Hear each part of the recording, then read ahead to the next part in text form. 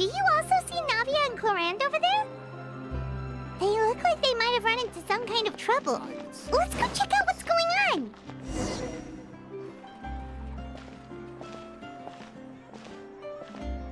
on! Still no dice? Not at all. And I've asked pretty much everyone in the court of Fontaine already. Lynette's ears drooped as soon as she heard that we'd have to be out and about for days on end. And Fremine, he hid himself under his helmet as soon as he realized there'd be people around that he didn't know. What about Chiori and Charlotte? I feel like both of them would be more than up to it. I've asked them already, but they're both pretty busy right now. I just gave the members of the Spina a few days off, too, so I don't want to bother them either. This is getting pretty difficult. Navia, Clorinde, what's up? Oh my. Well, if it isn't my dear partners. How are you all doing? Huh. Navia? Huh?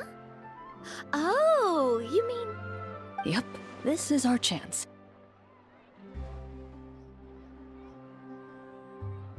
Do you need our help with something? Oh, precisely. My dear partners, we've got a huge problem right now that only you can solve. Whoa, for real? Absolutely.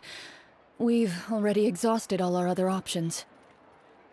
Traveler, Paimon, would you join us and play Marechaussee Hunter Judgment Day? Marechaussee what now? It's a new game script by the Tabletop Troupe, a local roleplay adventure club. Ever heard of the Tabletop Troupe? They put out games that allow you to participate in a story and roleplay characters with your friends. Oh, I've loved their stuff ever since I was a kid. That sounds super interesting. Clorinde and I are both veteran members of the club. Recently, someone came up with a new script and was looking for people to help playtest it for them. And when they asked, of course I couldn't refuse. I mean, come on, a brand new script? Nobody has ever played it before. Generally speaking, scripts at that level of development have a lot of issues, but I think this one is pretty solid. The author obviously put a lot of work into the story, and the world building is also quite credible. Whoa, whoa, whoa! I know I was the one that handed you the script, but some of us haven't read it yet. No spoilers, please. Anyway, the script calls for a team of 4. Ah, yes. We're missing one final player right now.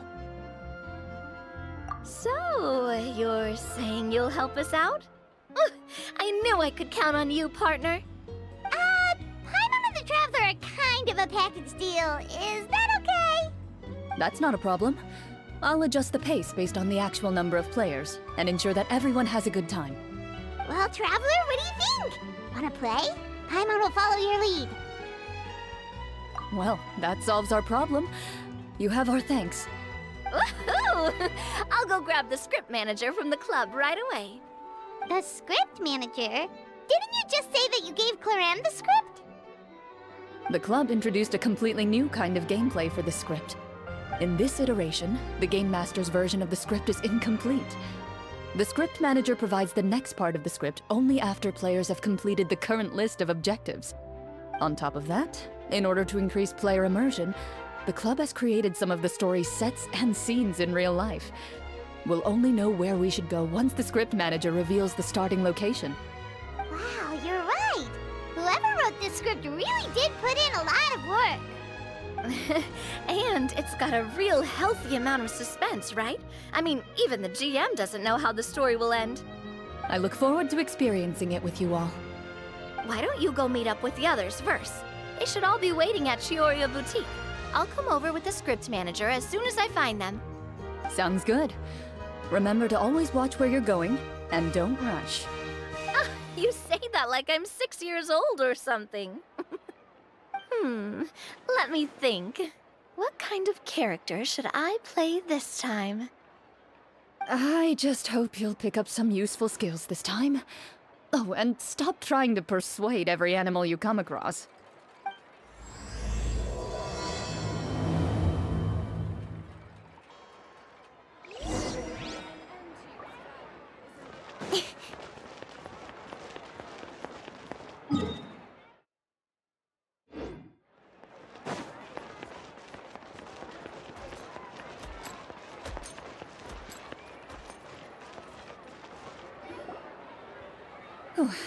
Sorry to keep you waiting. Ah, you're back! Huh? And you've got the Traveler and Paimon with you, too! What a pleasant surprise. I assume you'll be joining us for the game then? Linny, Farina! Paimon didn't know you were playing too. Are you also members of the tabletop troupe?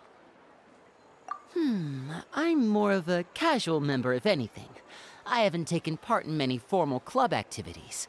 Lynette Fremine and I play something similar at the Hotel Bouffe Tété sometimes, but I'm usually the GM. Still, I'm sure it'll be fun being a player for the first time. I'm looking forward to it. Well, I'm not a member of the club at all. Clorinde simply woke me up first thing this morning, said there was a good script worth experiencing, and asked if I wanted in. If you're interested, I can give you a referral.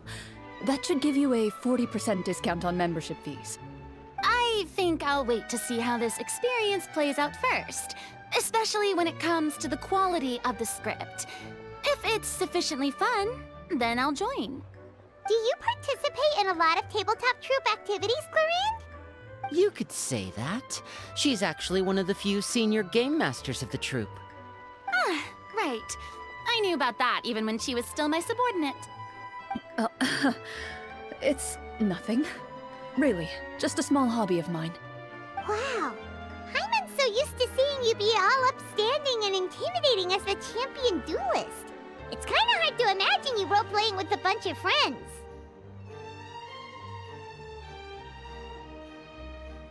Surely you jest. I would never intentionally make things difficult for my players. I maintain a clear boundary between my professional and personal lives. The me you see at court represents the law and order of Fontaine. I put all personal feelings to the side and grant a fair duel to all who seek to defend their honor. But in my personal life, I'm just an ordinary person. Someone who feels anger and sadness, just like everyone else. Well, you say that, but for all the time I've known you, I don't think I've ever seen you cry. I've seen you get angry, sure, but now I'm wondering whether you were actually mad or if it just looked that way from the outside. I was probably in work mode during those times. Is that so? Well, in any case, I just feel like even in your personal life, you don't get emotional very often. So you want to see me cry? That might be a little difficult. A show of anger, though, that might be something I could accomplish. No, that's not what I meant.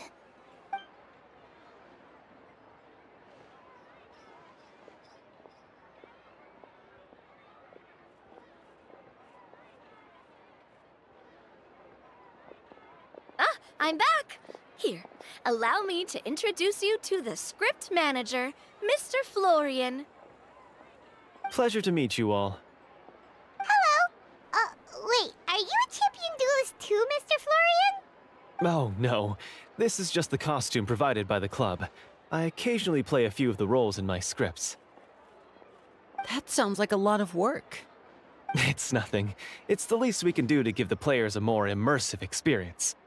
Anyway, allow me to give you a brief introduction of the script. This script was adapted from the real history of the Marechaussee Hunters. You all will play the role of hunters from a bygone era and resolve a series of events unfolding in the capital. Paimon's not super familiar with the history of the Marechaussee Hunters. Is that a problem? Oh, no problem at all. I can give you a brief rundown. So, basically, Marechaussee Hunters were people who dedicated themselves to hunting monsters and protecting the city by using a special swordsmanship technique passed down over generations. Their story can be traced back to the ancient Remurian dynasty, as well as the first hunter, Cassiodor. But I'll leave the finer details for you to seek out and discover later. And I'll provide additional commentary as the story progresses. In that case, brave hunters, are you ready to set out on an unknown adventure? Whoa, just one sentence and it's like we're in the story already! Aha, I see many a determined gaze before me. Very well, head over to this location and begin your heroic journey. So, as we follow the story, it leads us to specific scenes? Ooh, sounds pretty innovative. What does the message in the envelope say? It's the exact location of the scene, as well as the formal permission to use the venue. Seems like they have everything prepared. Please check all your belongings, everyone, and make sure you haven't forgotten anything. Once you're ready, please follow me to the designated location. Sounds good. Hunter Squad, move out!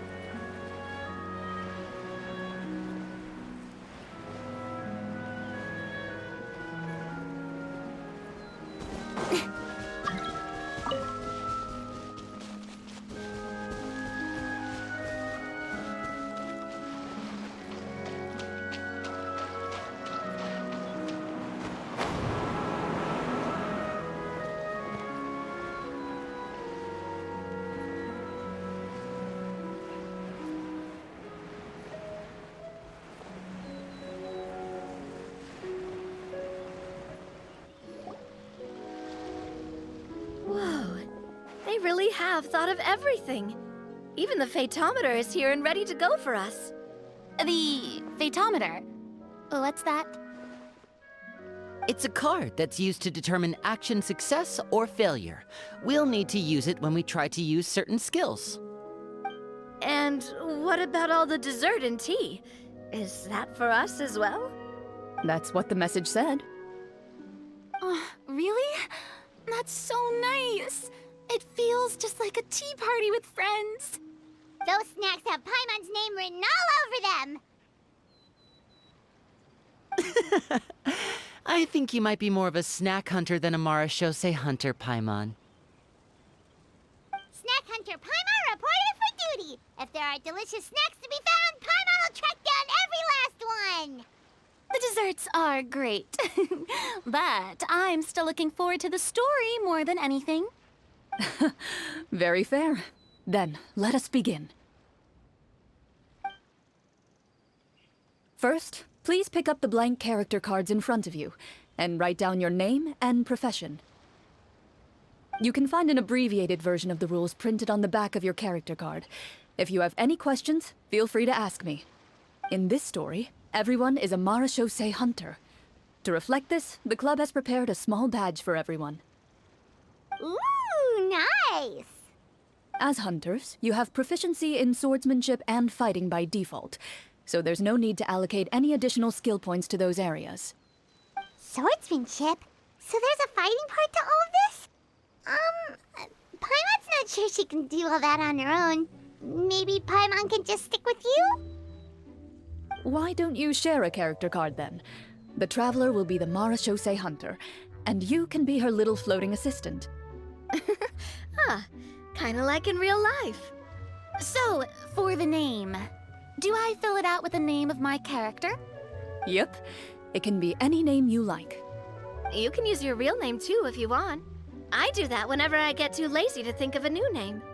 Oh, so it would be like experiencing a different life, but still as yourself. That's not a bad idea.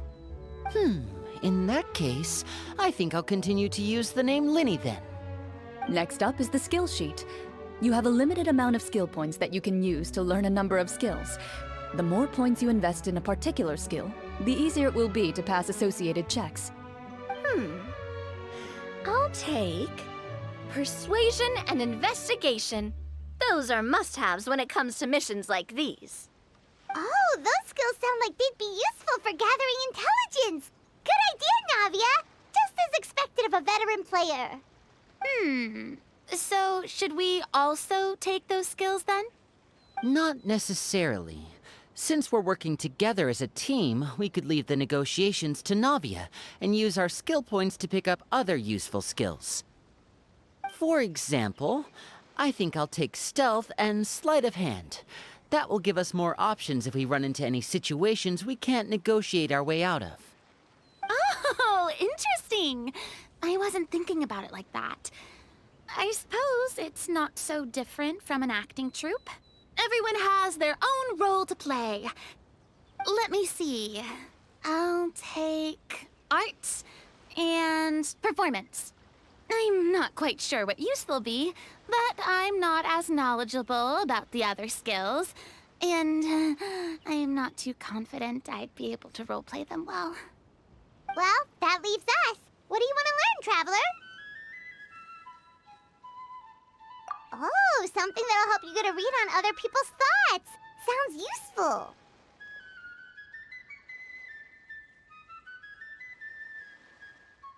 Ha! Gotta say, this suits you really well. Nothing boosts morale like good food. So what do you think? Are you sure you want to learn these 2 skills? Let's see. Oh, looks like you each have enough points to choose one final skill. You've all picked such classic skills. It's fine to go a little bit out of the box, you know. Why do I get the feeling she's getting ready to cause trouble? For example, this one here. Summon. Doesn't it sound super mysterious and cool? Oh, I saw that one just now as well. The description says, this skill can be used under certain circumstances to summon characters or creatures that fit the script's world-building rules. The script's world-building rules, huh? But how are we supposed to know what a Marashose hunter can summon? Oh, that's not for us to worry about, my friend. Just learn the skills that interest you, and the GM will take care of the rest. All right, you've convinced Paimon. Let's learn Summon, then. Paimon can't wait to see what kind of thing shows up. Well, now that everyone's more or less finished creating their characters, we can begin. Since 2 of our players are doing this for the first time, though, let me ask. Would you like to play on easy mode or authentic mode? What's the difference between the 2? Well, in role-playing games, the story sometimes changes based on the decisions of the players and the results of the Fatometer. For example, if you fail a check, that means you cannot use the target skill in that scenario. A critical failure may even result in further negative consequences. If you choose to play in authentic mode, every time you elect to use a skill, you'll need to use the Fatometer to see whether you succeed or fail, and face any consequences that may follow. If you choose easy mode instead, every check will be successful by default, and you won't have to worry about luck playing a factor.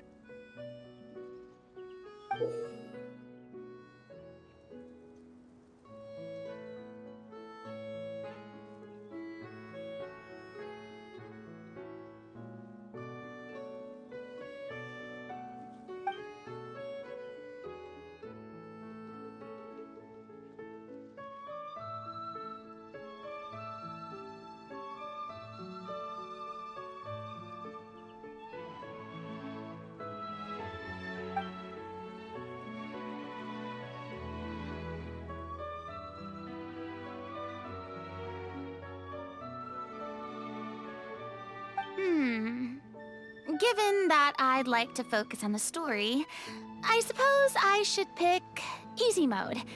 I'd feel bad if I brought the team down by failing my checks. Huh? Oh, come on. Don't worry about that. RNG is the lifeblood of role-playing games. I'm going with authentic mode for sure. Never knowing what you might have to overcome. Ugh, doesn't that sound exciting? I'd rather be mentally prepared for what might happen. All right, then I'll mark down Farina for easy mode. All her checks will be successful by default. As usual, Navia and Linny will play on authentic mode. What about you, dear partner? How would you like to play? Are you sure? Trust me, you'll see the beauty of RNG. Honestly, I don't think Clorinde would make things too difficult for us no matter what the Fatometer says. Isn't that right, Clorinde? No promises. That wasn't super reassuring. Well, anyway, enough talk. Let's get started. I want to experience at least a good chunk of the story today. Speaking of the story, why is the beginning scene on a beach? Well, that's because... a long time ago, back when human civilization was still in its infancy, powerful demons and evil sorcerers ruled over the land. They created a host of monsters and sent them to slaughter all humans in existence. Soon, a group of human rebels banded together. With their swords raised, they swore to brave the darkness, and in doing so, subdue each and every monster that sought their destruction. They became known as the Marachose Hunters.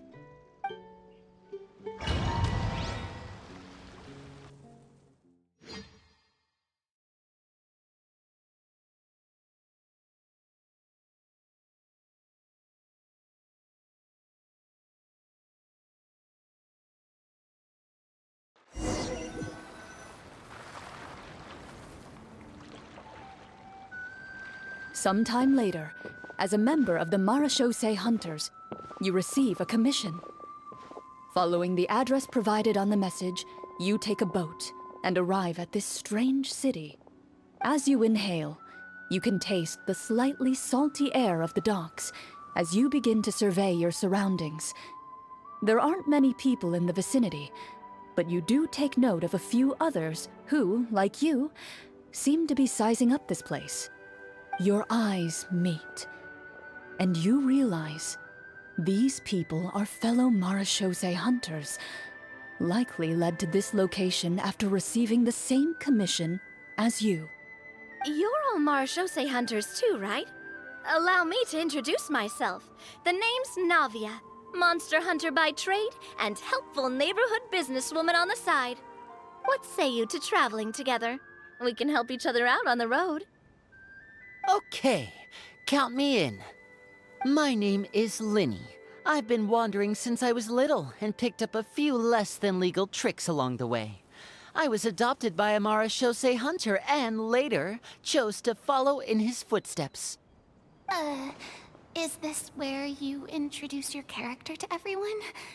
It sounds like they've done this dozens of times. My name is Farina, and, I grew up in a noble family. I always had a strong interest in performance and the arts. Even though I'm a Marachose hunter, what I really want is to be a performing artiste. Hey, that's really cool. You can do it, Farina. That's exactly how it's done. Paimon is Paimon, a good friend and companion to this Marachose hunter right here. I've been studying the culinary arts since I was a child. I hope my delicious food can help boost people's spirits. That's wonderful. I'll be looking forward to your cooking during our adventures together. Well, if we're all here for the same commission, why don't we take some time to confirm what we need to do? You open your envelopes at the same time. The message reads, "To the honorable and trustworthy Marachose Hunters, our kingdom is currently facing a grave crisis. The lands outside the capital have been overtaken by monsters, and our people are being led astray by forces of wickedness. We beseech you, please help us resolve this crisis and return peace and stability to our home." Huh. The layout of this city looks super familiar. It kinda reminds Paimon of Mondstadt! The scriptwriter must have used a real-world city as a reference when coming up with the map. As experienced hunters, the layout of the city reminds you of places once traveled. You recall the sight of tree-lined streets and the gentle tranquility of days gone by. Yet, as you regard the city in front of you, it appears to be little more than an empty shell. Its hollow gates are open to you, beckoning you to come forth and bring salvation back to the town. I carefully read every line of the letter and turn my attention to the signatures at the bottom. Who issued this commission to us? You see a long string of unfamiliar names. It would seem that many of the residents of the city issued this commission together. They sensed that things were not right within the kingdom and sent a distress signal to the outside world. In that case, why don't we take a walk around the city and see if we can learn anything from the local residents? Oh, good idea. We might be able to get some leads on the monsters and bad guys we're after. You look up and see a tavern nearby. It appears to be open for the day. Why don't we go check out that tavern? If the novels I've read are anything to go by, taverns are usually full of information.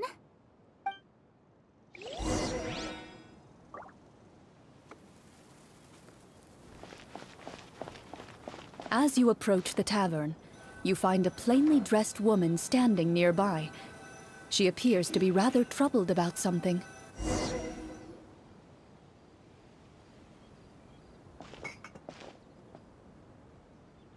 Greetings, friend. Lovely weather we're having today, don't you think? Oh, hello. I suppose you're right. The weather today is quite lovely. If only those monsters out there would stop causing trouble. It seems like every character included in the script has a certain amount of useful information to offer. If we keep asking questions, we might be able to get some good leads. Oh, come now, don't be sad. Life is all about optimism. Oh, that reminds me. What did you have for breakfast this morning? Huh?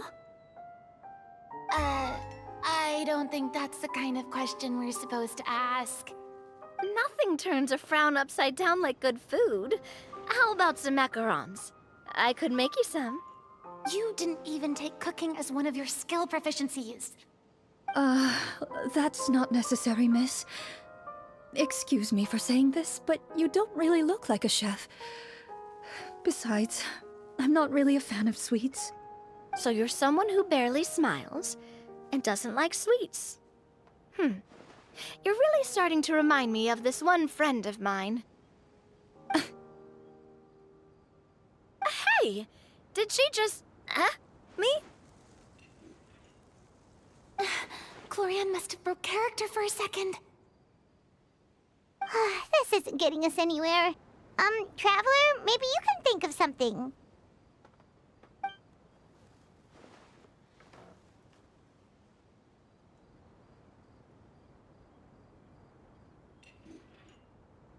The results of insight checks aren't disclosed to the players, so I'll be the one consulting the photometer.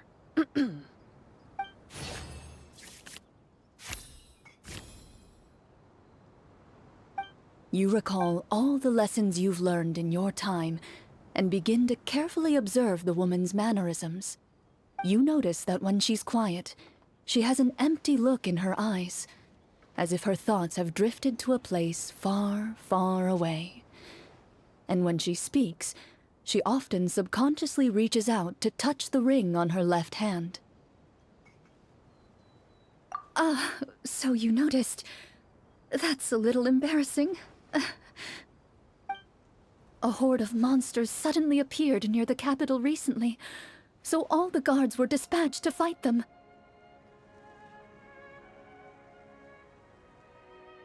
Do you remember when those monsters appeared? I'm not completely sure. All I know is that my husband was dispatched to fight them 3 days ago. Do you know where he was sent? It all happened so fast. When we said our goodbyes, he couldn't even tell me where they were sending him. You have our thanks, friend. We'll find and defeat those monsters as soon as possible. We sincerely hope your husband will be able to return to your side soon. Oh, thank you. Don't worry. We'll find him. Just try to remain optimistic and wait for good news. We don't always get to choose what happens to us. But we do get to choose the little things like what we eat and how we respond to the things life throws our way. I hope that one day, you too will recognize the power of something as small and inconsequential as a delicious dessert. I'll do my best. You bid farewell to the woman, and continue your journey further into the city.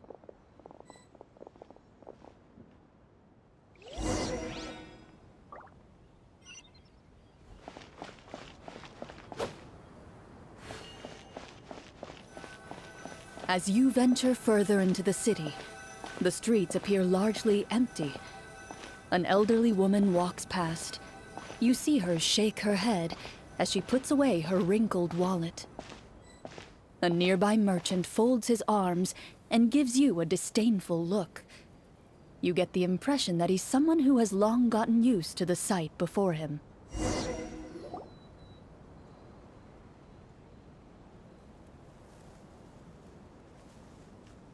Although he doesn't seem very friendly, merchants are usually a good source of information, right? Pardon me, sir.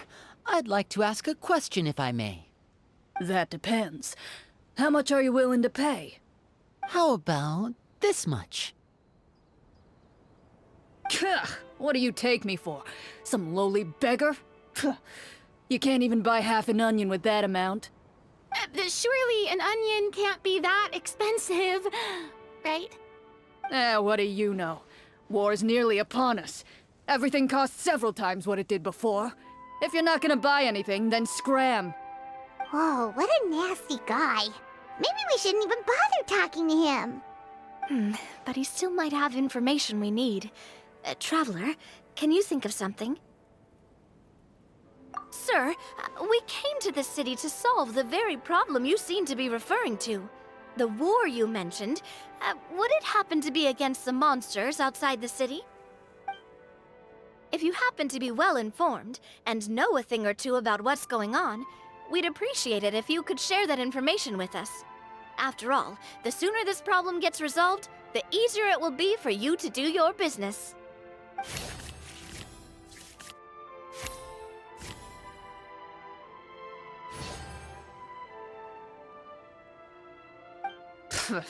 Well, things are basically as you said, young lady. Those monsters are camped outside the city, and they've been destroying all our trade routes. We have limited reserves within the city, so if this continues, we're all gonna be in big trouble. Wait, you're saying no one has put a plan in place to distribute supplies or maintain order?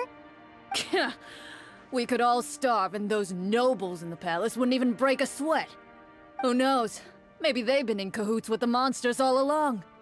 That is concerning. All right. That's all the information you need, right? Off with you now. I've still got business to do.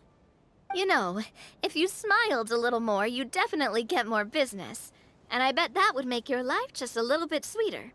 I'm not saying it's guaranteed to work. It's just a tip.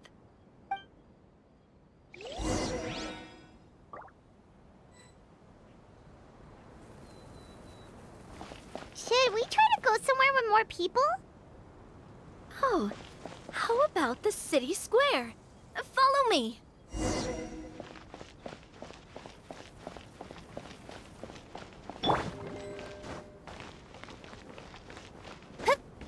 Before you lies the city's central square. You see a man with a slightly anxious look on his face, pacing back and forth, his head hanging low. He doesn't seem to notice your approach. Still immersed in his own thoughts, he shakes his head and lets out a long sigh. This guy seems promising enough. Maybe I can get some information out of him. Hello, sir. Is there anything I can do to help you? Wait, you're... I'm... Oh, dear goodness! You're a Marechaussee hunter! You recognize us? Ah, are you one of the people who wrote the commission letter? Yes! Oh, I didn't expect you to actually come! Oh, what great news! The city is saved! What happened here? Alas, We once lived comfortable, carefree lives. This city used to be free of monsters. The first Marachose hunter, Casiodor, the Golden Hunter, he was the one who drove them back. However, monsters have once again surrounded the city. Perhaps the seal that kept them at bay has lost its power. Or perhaps an evil sorcerer has been meddling in our affairs. All I know for sure is that their return has stripped this city of any chance at peace. Are there not enough soldiers to drive them out? It's not a question of numbers. The guards simply have no idea how to deal with them. Most people my age have never even seen one of the monsters, much less been trained to fight against them. What's worse, many of us don't even know the history of the Marachose hunters anymore. When I was a child, though, my grandfather would tell me stories about how the Marachose hunters drove back the monsters. So, on the off chance that something might come of it, I decided to reach out to you.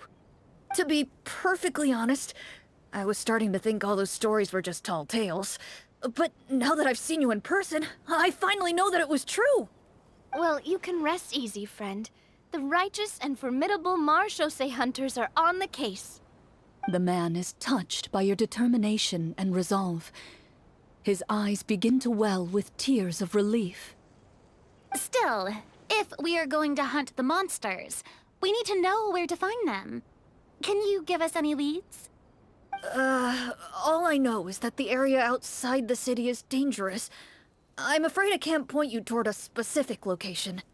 Oh, although, if you leave the capital through the main gate and follow the road, you should run into a group of guards. They might know more about where to find the monsters. I see. We'll go look for them then. All right, be careful. Oh, and one last thing. The monsters outside the city are just part of the problem. There are evil sorcerers inside the city as well, so be on your guard. They're actively working with the monsters, and have corrupted the court ministers with malicious magic. They're the reason why, even inside the city, everything has been a giant mess. Even one of our kindest ministers has turned into a boorish and unreasonable figure, interested in nothing but enacting laws that exploit the people. Who knows how much longer we'll be able to go on like this. Talk about being stuck between a rock and a hard place. I feel bad for him. Maybe we should try to cheer him up?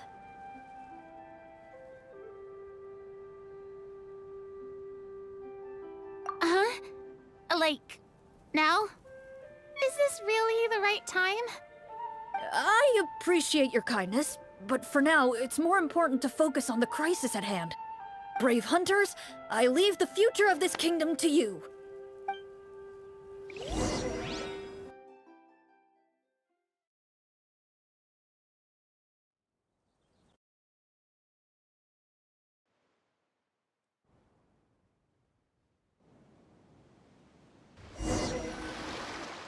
If I understood correctly, there are currently 2 problems in the kingdom that need solving, right? Exactly. We need to defeat the monsters outside the city and take down the evil sorcerer stirring up trouble from within. But which problem should we tackle first? Well, this seems like a good moment for a break. Take some time and discuss what you want to do. Let me know when you've made your decision.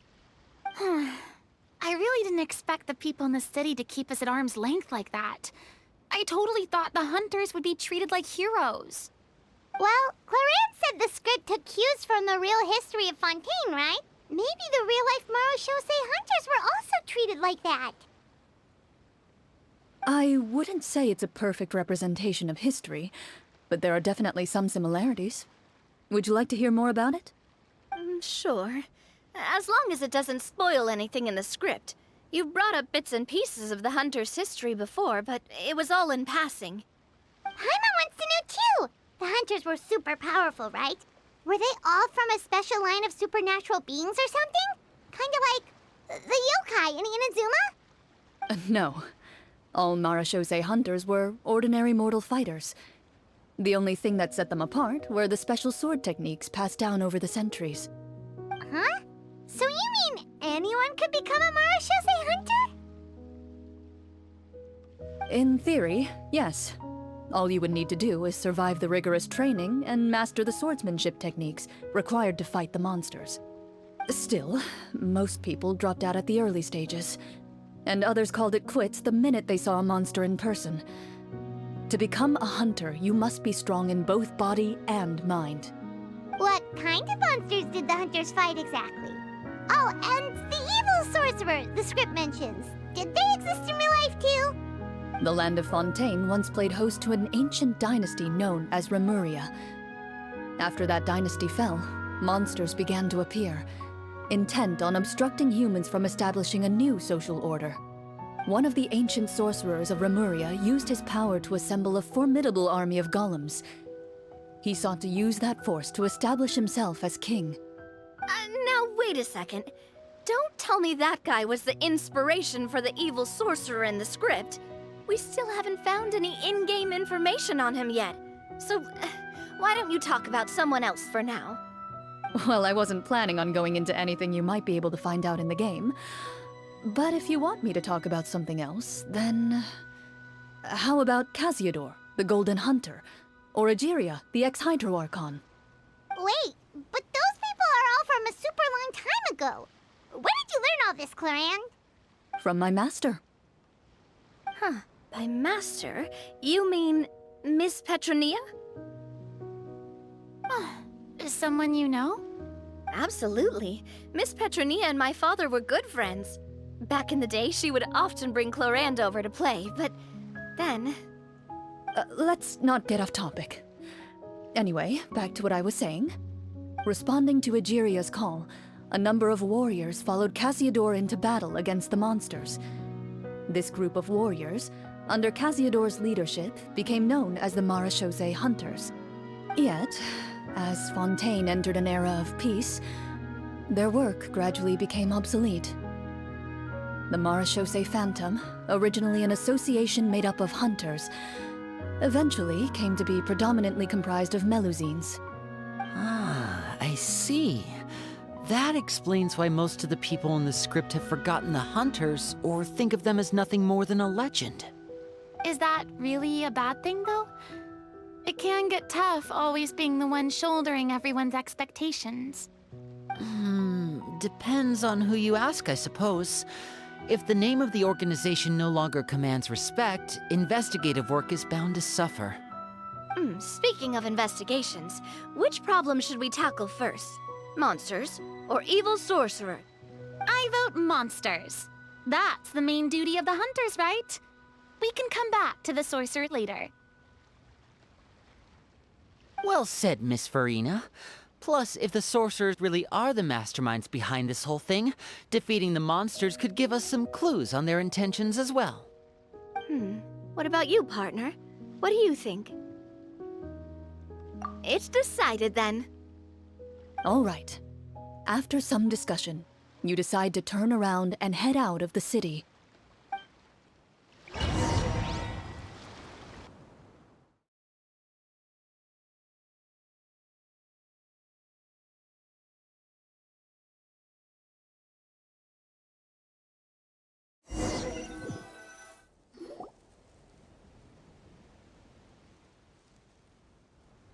Let's take a look around, like that guy said.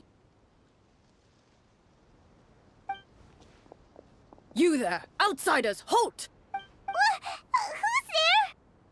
An armored man approaches you.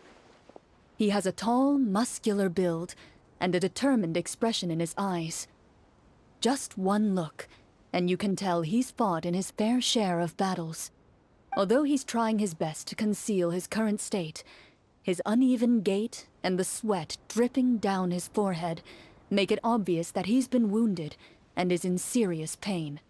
I'm the captain of the guard. I saw you sneaking around the city earlier, so I'll only ask this once. State your purpose, or it's off to the dungeons for the lot of you. Wow, it's been a while since someone's been this suspicious of us. I said talk, not whisper between yourselves. Have you ever heard of the Marechaussee Hunters? Marechaussee Hunters? Ha! That fairy tale, you mean? What, you expect me to believe you're one of them?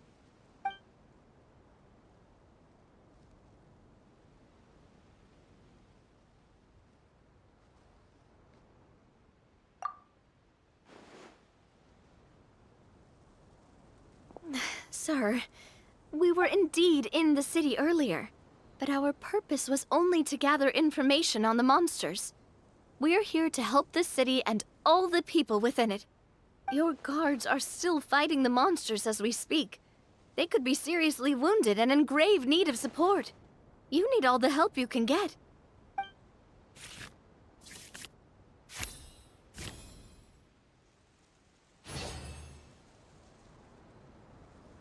The man regards you with doubt and concern.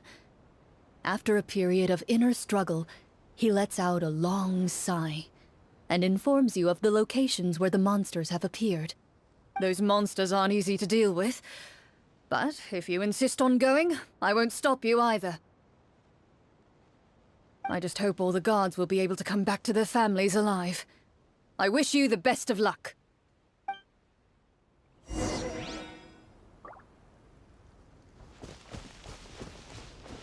Based on what the captain said, the monster should be right up ahead. Let's go. Hopefully we're not too late.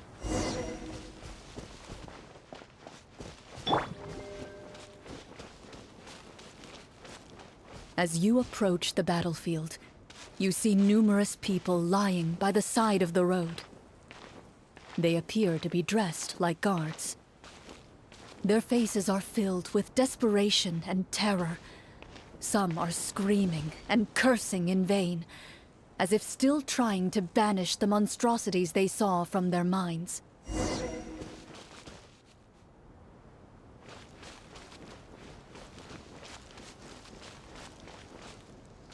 A few of the wounded look up at you in shock and disbelief. "Quick, leave this place! Turn around and don't look back!" they yell.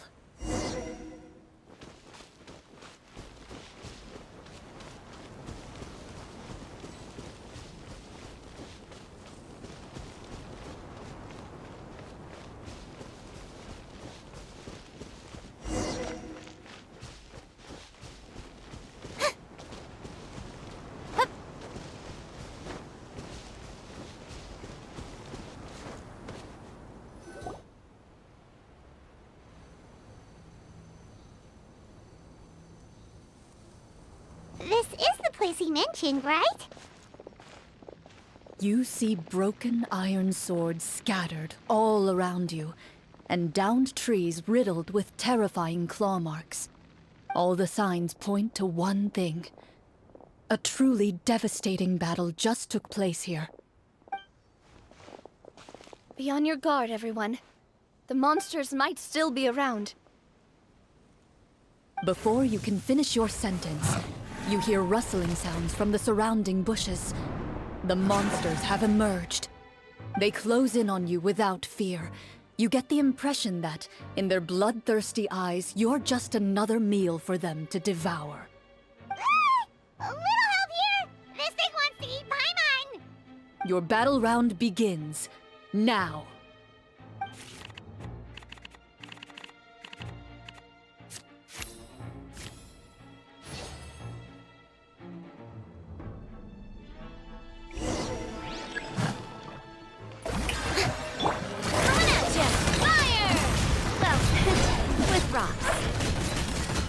The next battle round begins now.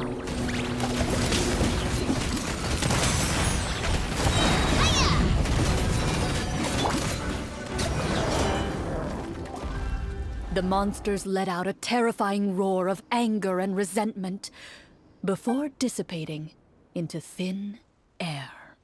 Oh, thank goodness it's over.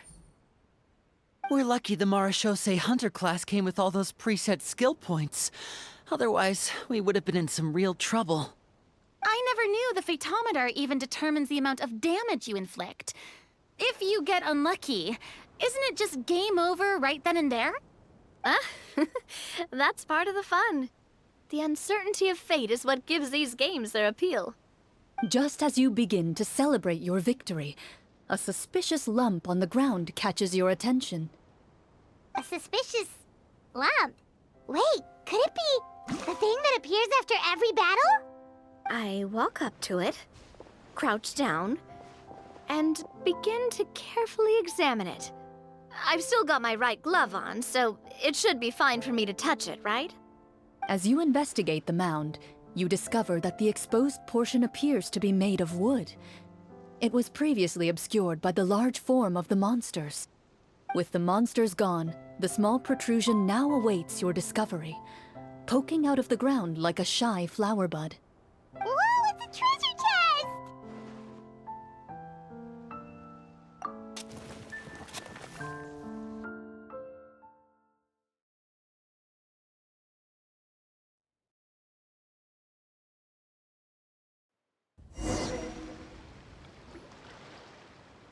With everyone's help, you successfully excavate the wooden chest from the ground. Even without opening it, you can tell from the mora and jewels scattered around the chest that it must contain quite the fortune. Makes sense. We worked hard for this. Let's open it and we can share what's inside. I can understand your excitement, Paimon, but think about it. Doesn't it seem like there are people out there who need this treasure more than us? Yeah. Think about all the people suffering in the capital. Or all those guards who got hurt fighting the monsters. Wouldn't it be better if we gave the treasure to them? Wait, is that how it works? Paimon thought since we were the ones to dig it up, we could just take it for ourselves. Well, let's put it this way. Any decision you make during a role-playing game can impact the future course of the story. But would the people really believe us? It's hard enough for us to prove we're Marchese hunters. What if they think we procured the treasure illegally? They might get even more suspicious of us. That's definitely something we should consider. Maybe we can come up with an explanation in advance. Well, if donating it could cause that much trouble, why don't we use it to buy some gear and fill up on good food? Then we'll be ready to fight even more bad guys. Looks like you're facing a difficult choice once again. Well, it's getting late. Why don't we call it a day for now? Wow, where did the time go? I'm not sure if it's because I'm having so much fun with you all or because the story is particularly enticing, but I feel like I could almost keep going. Here, here. Ooh, how about we play through the night? I'm not sure I'll have enough energy for that. Yeah, that won't work for me either. Lynette will give me an earful if I get home too late. I understand how you feel, Navia, but we have to change venues for the next part of the story anyway. Huh? Another location? Mm-hmm. There's a special note for the GM at the end of this section that says to proceed to an indoor set for the next part of the script. Whoa, they really pulled out all the stops for this new script. Well, even if we end the game for the day, we can still stay a little longer and hear Clorinde finish her story, right? Paimon wants to hear more about the history of the hunters. Something tells me you just want to finish the free desserts before we break for the day. That's just a coincidence, okay? Besides, to Paimon, not finishing free food feels even worse than having to buy her own. And anyway, Paimon really does want to hear more about Clorinde's master. Well...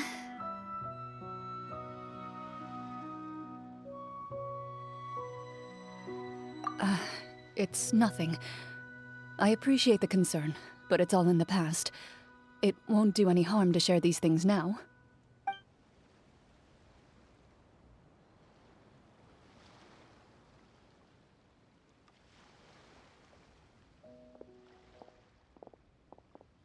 My earliest memories are of living with Master.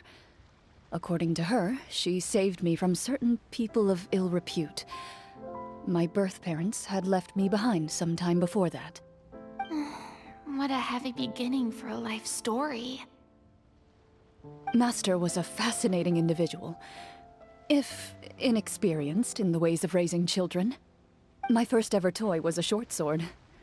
Although I suppose it wasn't so much a toy as something Master removed from her waist and handed to a noisy child in need of distraction. Oh wait, so she handed an actual sword to a child? Isn't that dangerous? Did you hurt yourself? Of course I did. I cut my palm and bled quite a lot. But Master was not concerned. She just stood there and casually lectured me about it. "See, that's what you get for not holding the sword properly," she told me. She then crouched down next to me and said, "Give me your hand. I'll teach you to bandage this wound.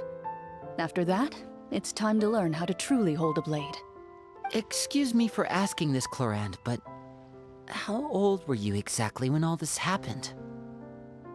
Probably around, 3, give or take. 3? Isn't that when most kids are still struggling to hold a fork? As I said, Master was rather inexperienced in the ways of raising children. She believed trial and error was the best way to teach a child what they're capable of. I'm not so sure this is a question of experience. I didn't see anything wrong with her ways at the time. And anyway, children don't get to choose how they're raised. Oh, she did bring me back a pet from Liyue once. It was a Geovishap hatchling.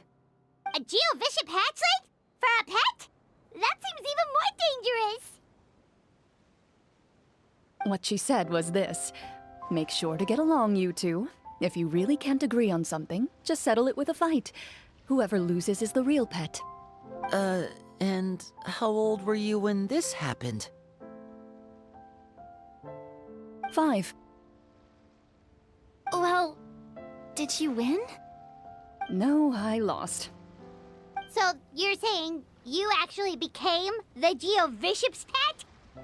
Yes, but only for a week. By the end of that week, I defeated it in combat, and we've shared a cordial relationship ever since. That really doesn't sound like the kind of childhood someone should have. Later on, I gradually understood that Master most likely didn't know any other way to raise a child. She was a marechaussee hunter, but I never heard her bring up her own parents. Thanks to her, I learned how to navigate the forest by the age of 6, and could hunt monsters in the wild by myself the year after that. Even though the training she subjected me to was strict, she always made sure to take me traveling when she had the time. We met many of her friends during those days. That was also how I met Mr. Callis and his family. I still remember the first time we met. You were too scared to join our picnic and hid behind Ms. Petronia the whole time. I still hadn't really met many children my age at that time, so I didn't know how to interact with others. After that, though, you started coming over a lot. You loved challenging people to shooting competitions, remember? I don't think many members of the Spina ever beat you in one of those. I had a lot of fun during those days. I enjoyed them too. Oh, do you remember that one time we went exploring around the Spina together? We overheard Papa call your master Fontaine's Protector of Justice. We tried to pretend like we never heard anything, but you nearly let it slip that one time.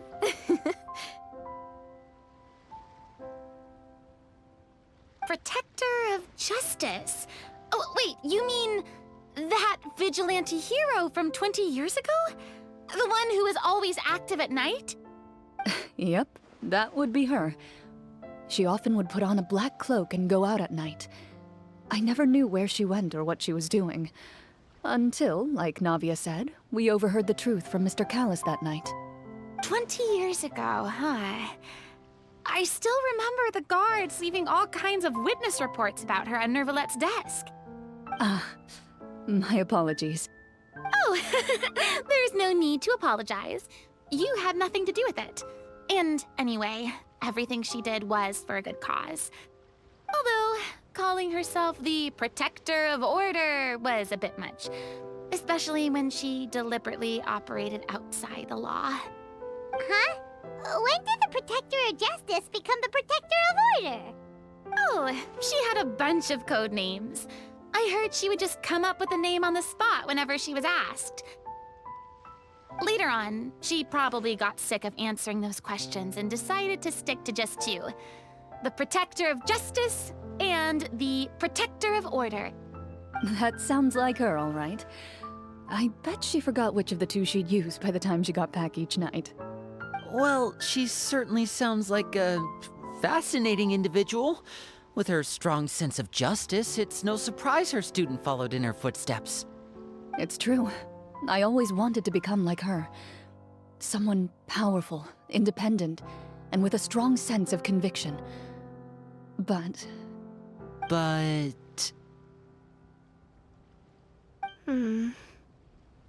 She suddenly disappeared the night I turned 10 years old. Disappeared? What happened? I have no idea. She didn't even leave a note. I was never able to find out where she went. That night, I was celebrating my birthday at Navia's house. But Master never came to pick me up. When I returned home on my own, it was to an empty house. When she still didn't appear after a few days, I went to Mr. Callus's house to ask about her whereabouts. But he only shook his head. Papa probably didn't know either. I know he sent a few people to investigate the matter in secret, but they never found any credible leads. Don't worry, I understand. To be perfectly honest, given Master's personality and way of doing things, it all made a lot of sense. If I had to guess, I'd say she probably used it as an opportunity to force me to become independent. Just like how, when a litter of kittens reaches a certain age, the mother willingly leaves them behind. Were you upset, Clorinde?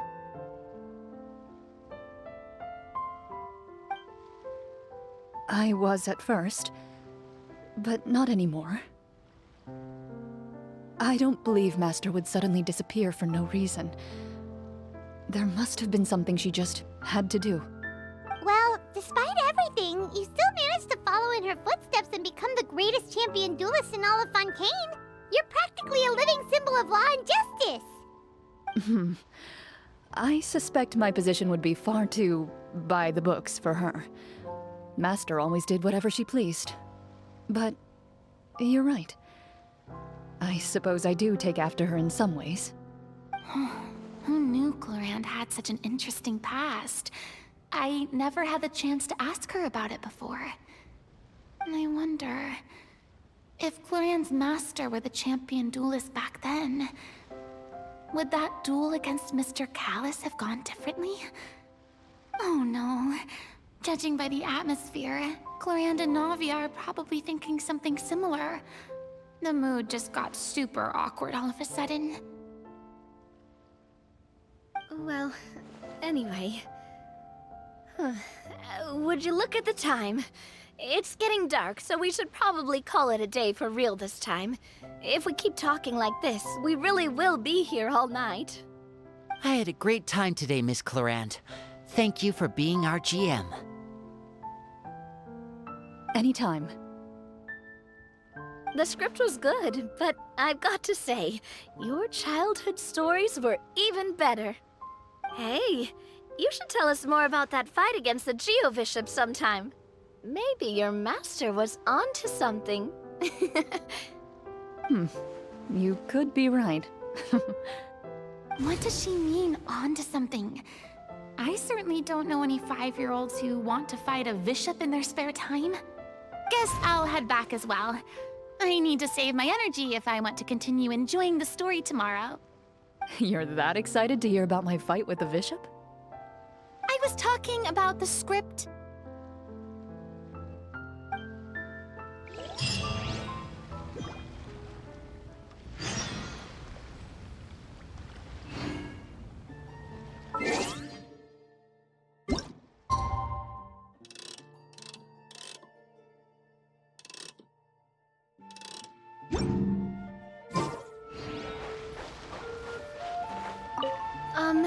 Just between the two of us, could you tell me what it was like to be the Geo-Bishop's pet? It was nothing special, really. Geo-Bishops don't understand the concept of a pet. So basically, it just headbutted me whenever I entered its territory. And that hurt? Yeah, it hurt. What, something you want to experience for yourself? Oh, I'm good. Thanks.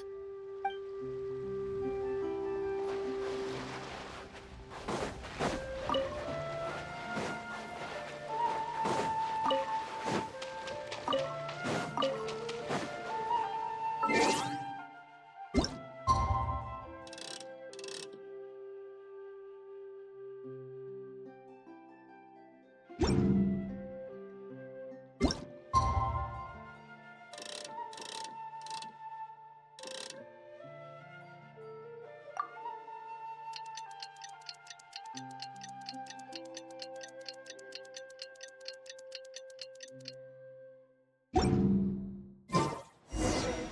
go meet up with the group.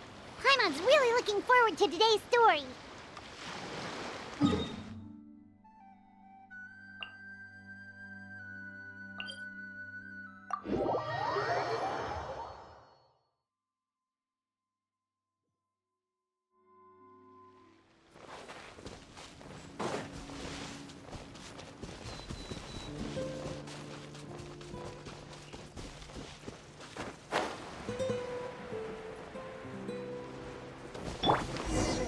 I see everything.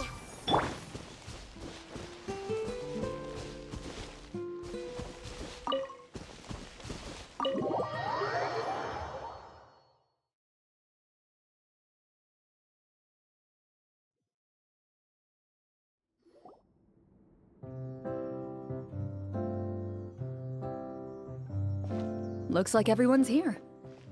Now, before we begin, why don't we finish where we left off yesterday? There was an important decision to be made, yes? I'll pour everyone a cup of tea.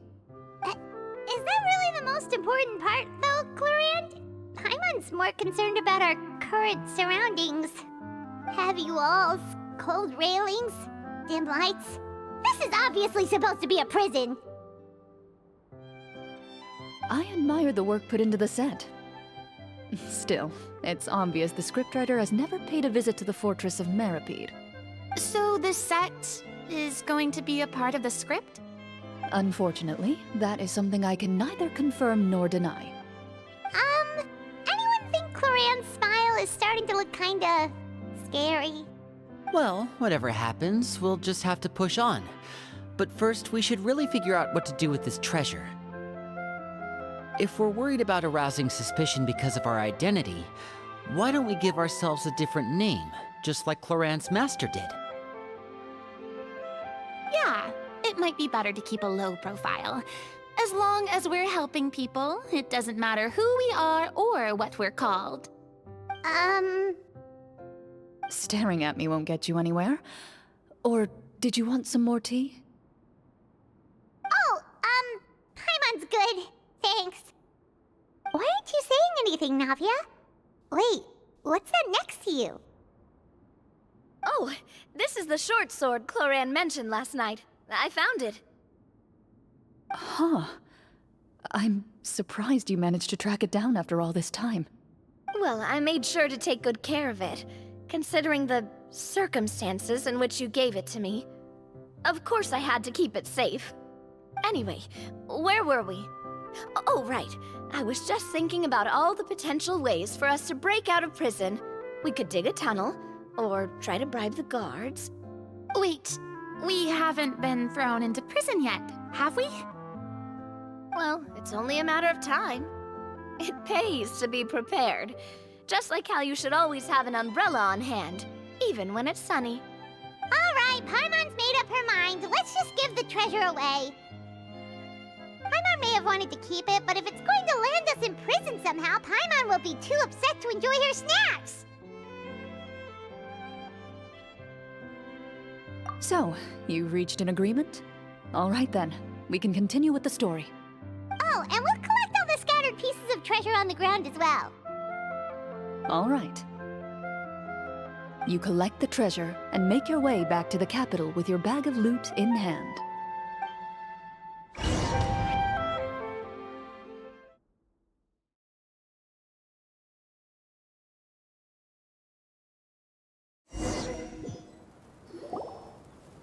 The city is still shrouded in a gloomy, oppressive atmosphere, but your spirits are surprisingly high.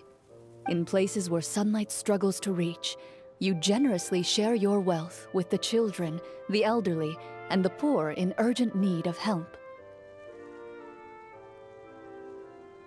Thank you, kind soul. The elderly woman's look of gratitude follows you as you walk away, her eyes never leaving your back until you move entirely out of sight. However, There's still quite a bit of Mora remaining. It appears you haven't made much progress. She's probably trying to tell us to speed this up. We need to hurry up so we can address the sorcerer problem. Should we go find that man again at the square? He seemed like a pretty responsible guy. I'm sure he knows the people here far better than us. Oh, good idea! Just as you start to make way to the square, intent on finding the man again, there's a voice.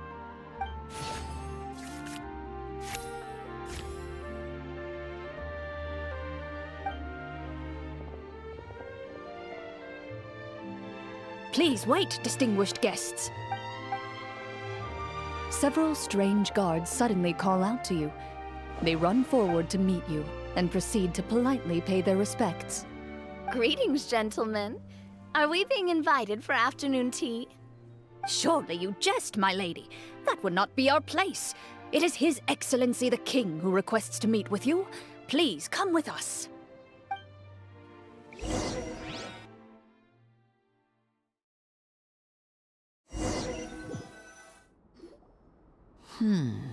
Do you think this could be a trap? Well, we have to investigate the court at some point, right? Meeting the king himself would be a fantastic opportunity to do that. I say we go for it. If something happens, we'll just turn the whole place upside down. That sounds a little intense. After a quick discussion, you nod to the guards and agree to follow. They lead you all the way to the audience hall of the palace. Gilded tables line both sides of the hall. The space itself is adorned with all manner of expensive antiques, glass shelves, and silver candlesticks. The items appear quite ordinary in size and dimension, yet their presence somehow makes the emptiness of the hall feel even more surreal and ominous. Wow, it's so luxurious! The elderly king, clad in a magnificent robe, sits upon the deep crimson throne before you. He wears above his head a majestic crown, with a gemstone the size of a bird's egg set right at the very front. As you observe it, you see a complex pattern of light reflect off its surface. Ahem! They're here, Your Majesty. A man dressed in dark clothes, likely a minister, shields his mouth with his hands and bends down to whisper a few words to the king. After a moment, he lowers his hands and stands back up. His gaze shifts to fixate on your group, but he does not move from his place at the king's side. The king does not appear entirely aware of his surroundings. The man by his side, though. We should keep a close eye on him. The king remains still and says nothing. The minister is the one who speaks. Esteemed guests, allow me to thank you for coming to our faraway kingdom. Unfortunately, His Majesty the King finds himself quite exhausted from work. So please allow me, his Prime Minister, to welcome you in his stead. I've heard tell that your group, the Marechaussee Hunters, used your exceptional ability with the sword to repel the monsters near the capital. Such a great deed deserves to be rewarded. However, seeing that I was not fortunate enough to observe such a feat with my own eyes, you'll forgive me for seeking to verify the truth by speaking to you myself. Well, we've got nothing to hide. You brought us here to talk, right? So we'll just explain what happened.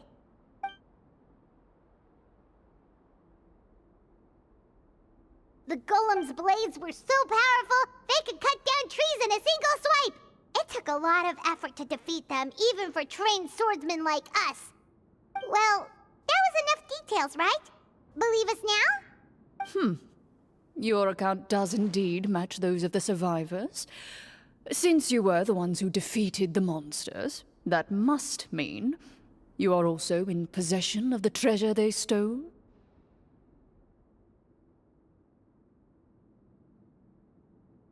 Well, we did take the treasure, but... How did he know about the treasure? Then I must ask that you return it at once. It belongs to the kingdom. Wait, but didn't you just say that our great deed deserved a reward? Shouldn't the treasure be considered a part of that? Yes, that was indeed what I said. But you seem to have forgotten a very important distinction. Only that which is freely given by the king can be considered a reward. Taking the rightful wealth of a kingdom without said permission, on the other hand, is a crime. But that's completely unreasonable. Yeah, that makes no sense! If it weren't for us, the treasure would still be buried underground somewhere! Maybe so, yet the fact remains. You tried to dispose of the treasure without reporting it to the court and without receiving permission, yes? What, no answer? Surely you're not insinuating that you, a group of legendary marechaussee hunters, sought to take the treasure for yourselves? Well, what about the king? Is he just gonna let this guy talk for him the whole time? Clad in his magnificent robe, the king remains seated, with his hands resting on either side of the throne. His posture is rigid and unmoving. He stares forward with an empty look in his eyes, completely unmoved by the events before him. From the look of things, could the Prime Minister be the evil sorcerer? Or could both the King and the Prime Minister have fallen under the evil sorcerer's control? I would like to observe the number of guards stationed in the hall. The guards in the palace appear fully armed, their expressions solemn. Sensing the tense atmosphere in the room, they stand at the ready, each with a hand placed upon the hilt of their sword, as if prepared to draw their weapons and surround you at a moment's notice. Well, there goes my plan to turn the whole place upside down, I guess. It appears we've been visited by nothing more than a group of ill-intentioned imposters. What a pity. Guards, take them away and throw them in the dungeons. Before I decide your fate, however, I must first determine whether you have any accomplices outside the court. Can't we try to slip away? Or maybe start some kind of riot? But if we try to fight the guards right now... Don't worry. At least we figured out who's behind all this. Let's just play it by ear. If you're scared, Paimon, just hold my hand. Thanks, you guys. You allow yourself to be led away by guards surrounding you on both sides. It's only when you begin to feel drops of water falling from the dungeon ceiling and smell the stench of death and decay all around you that you finally realize you've stepped into a completely different world. Stay here, and don't try anything funny. The guards lock the cell door and leave without looking back. Wait, sir! Your voice echoes through the dark hall, but the only response you receive is the sound of water dripping from the ceiling. No! What should we do now? Carve out a new path of fate with our own two hands, of course. I draw my weapon. You reach toward your waist, but find nothing there. You now recall that your weapons were confiscated before the guards locked you in the cell. The bag of treasure along with them. What about that knife I hid in my boot? When did you hide it in there? When I was thinking about digging a tunnel. Rejected. You failed to inform the GM of this course of action. Moreover, the guards would have conducted a thorough search before throwing you in prison. And the keys to the cell aren't anywhere to be seen? Correct. You don't even feel a lock hole on the cell door. Oh, well, there goes all our plans. Indeed. Huh? Why are you the one saying indeed? Because that statement holds true for me as well. This is where the script ends. What? But that's a terrible ending! Generally speaking, this should be the point where the scriptwriter gives the players some kind of hint, or gives the GM some kind of code for how to move forward. I mean, maybe they just really wanted us to be immersed in the feeling of being in prison? Like, they'll only show us the way out once we've grown truly and utterly desperate? That is a possibility. there were desserts and tea in real prison. Oh, wait, guess that's kind of how the Fortress of Meripede works if you're lucky. Oh, before I forget, Navia, the short sword you had with you earlier. I took a closer look, and the craftsmanship doesn't appear to resemble anything from this era. If I remember correctly, that style was last in vogue several hundred years ago. Wait, Clorinde said that sword used to belong to her master, right? Does that mean her master has been alive that long? I doubt it. The way she went about things often made her seem childish more than anything. I'd say the sword was most likely an heirloom passed down over time. Hang on. A precious heirloom passed down to you by your master. And you gave it to me just like that? You weren't worried I might lose it? Master left many things to me when she disappeared. There was the sword, an old key, and a good amount of junk she probably just didn't want to take with her. I gave you the sword back then, because I didn't want our friendship to end. Wait, when did this happen exactly? After the duel. Between Mr. Callis and myself. Before that, Clorinde would have meals with us and even stay over at the Spina some days. She was on great terms with Papa as well. After the duel, though, there was a period of time where we simply didn't know how to face each other. She entrusted this sword to me, and never came back. We were both sad, and conflicted, and totally overthinking everything as a result. Whenever I looked at this sword, I couldn't help but wonder if Miss Petronia had never introduced us to each other at that picnic. Maybe part of the sadness I was feeling could have been avoided. Back then, it felt like I hadn't just lost a father, but a close friend as well. No one can change the past. The most important thing is that you two found your way back to each other and can enjoy things like this together. Yep, you're right. I'm sorry, you two. I didn't mean to bring up any sad memories. Think nothing of it. No one here is at fault.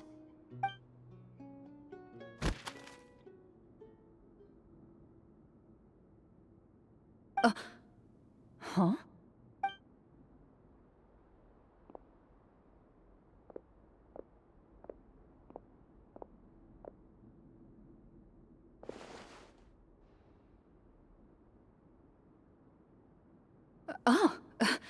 Looks like the next part of our script is here. Perfect timing. The situation was really starting to get desperate. And not just because of the prison thing. From Clorinde's face, Paimon really can't tell if it's good news or bad news. Water continues to drip from the ceiling. In this lightless dungeon, you lack a reliable way to tell how much time has passed. Eventually, you get used to the unpleasant odor of straw, mold, and rust, and find yourselves alternating between fits of drowsiness and despair. Suddenly, you hear footsteps outside the door. Heads up, everyone. Someone's coming. Gather close, everyone, and keep your voice down.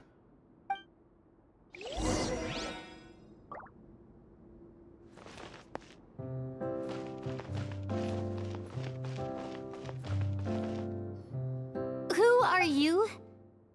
I work as a guard in these dungeons, but my true identity is the same as your own. I'm also a marechaussee hunter. Huh? Shh. I've already sent away the other guards, but if we make too much noise... I understand, but how can we be sure we can trust you? The king has issued a formal decree. In light of the irrefutable proof of your crime, you're to be executed before tomorrow's sunrise. If you want to escape, it has to be now. Executed? We barely did anything! Monsters appearing at the same location as the treasure. Could this entire thing have been a trap? There will be time for speculation once we're out of here. As for my identity, I have no way to prove that to you just yet. Infiltrating the capital was difficult, and finding a chance to speak with you has taken a lot out of me. I could go on, but I think we can all agree that now is not the time for details.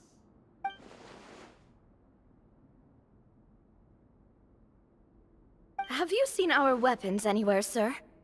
Don't worry, I brought them with me. They're just behind the door. Still, these weapons alone won't be enough to defeat the true enemy behind the scenes.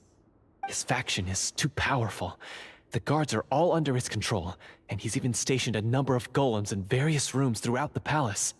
To defeat him, you must find a secret vault. It is said that within that vault, the Marachose hunters of the past left behind a treasure with the power to defeat the sorcerer. You're not coming with us? No, I'll remain in the dungeons to deal with the guards. I'll try my best to distract them so they don't go after you. As long as my identity is not revealed, I'll be able to aid you when the final battle comes. In that case, please stay safe. Thank you for your concern. I will do my utmost. As for the location of the vault, here, this map should lead you there.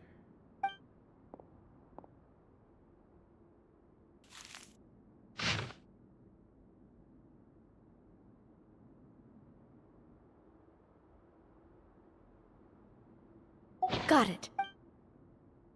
All right, once I open the door, remember to stick close and refrain from making any noise. I'll lead you out of here as quickly as possible. You now have the chance to restore the honor and legacy of the Marachose hunters. So please, get out there and reclaim what's ours. And be sure to exercise caution. With the help of the guard, you successfully escape the dungeons. Your sense of despair and anxiety both seem to fade as you continue your quest.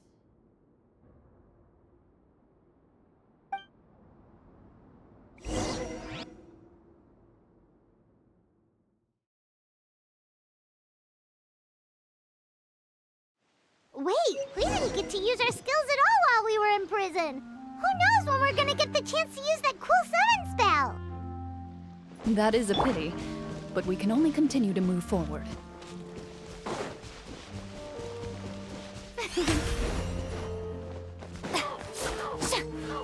The show begins!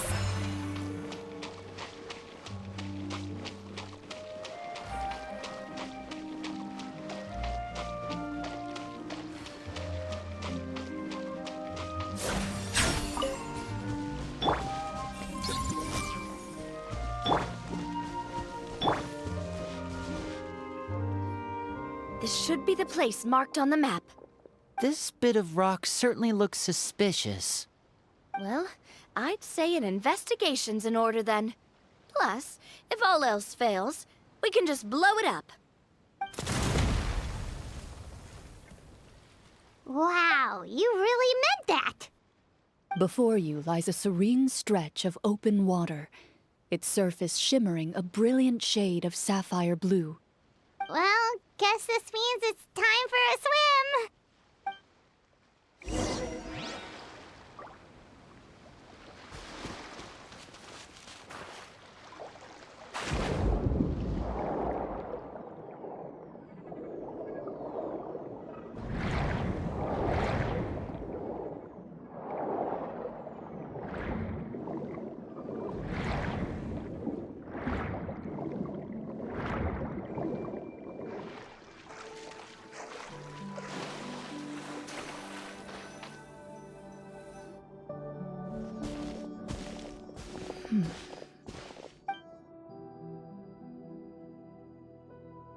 What's the matter?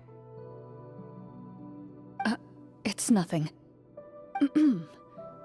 As you step into the cave, you find yourself in an eerily quiet space.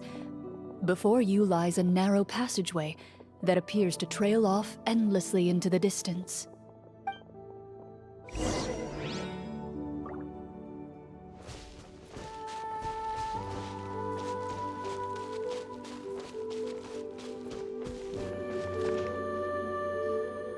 Wow, this must be where the treasure is hidden! But this door is blocking our way in. It almost looks like it's been here for quite some time. I've got to hand it to the tabletop troupe. They really went all out with the props. Huh. What have we got down here? A kind of mechanism connected to the door?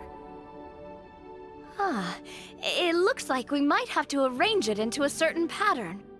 A pattern on a stone door. That's something Master mentioned before. Is something wrong, Clorinde?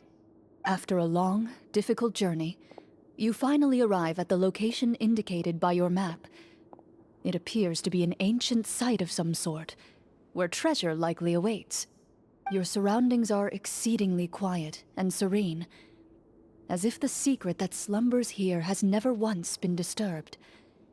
If you listen closely, you can almost convince yourself you can hear the sound of its calm, gentle breathing. That description makes Paimon feel kinda bad for disturbing this place. We're doing this for the sake of the people, to free them from the evil sorcerer.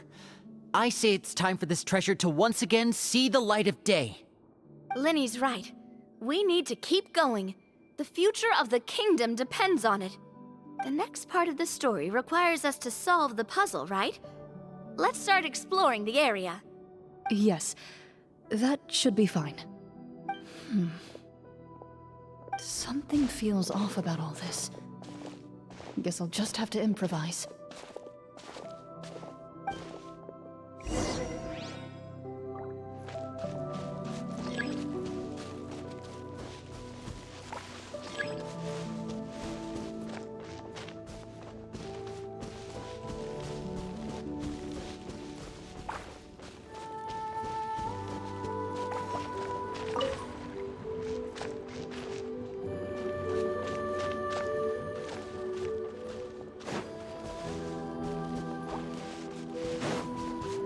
I found something! Found something here, too.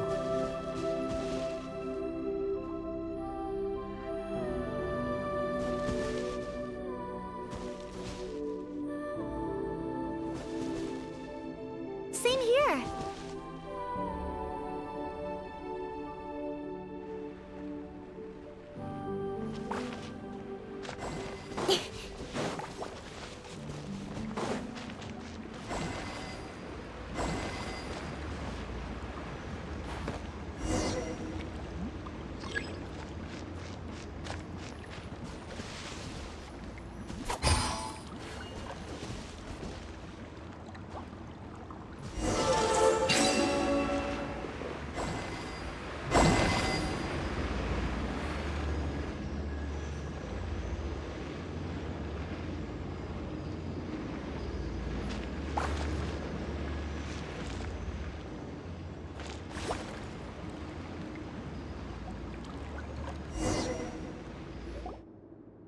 It worked! Something just appeared. Some kind of new mechanism, maybe?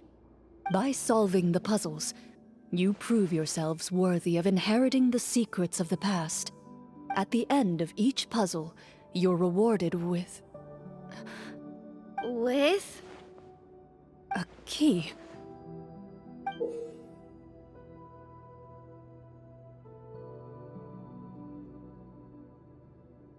Oh, it must be the key to the big door. Huh? This is one of the Marachose Hunter keys that are passed down from generation to generation. It looks just like the one Master passed down to me. It is said that 4 keys in total are required to form the final, complete key. And it seems like we just collected 3 of them. That must mean... Huh? What's wrong? You hear a few strange noises. Suddenly, all the torches in the ruin go out at once. Huh? What's going on? Did we fall into another trap? For the sake of immersion, please close your eyes, everyone. Without the torches, the space is now completely dark, and you cannot see anything.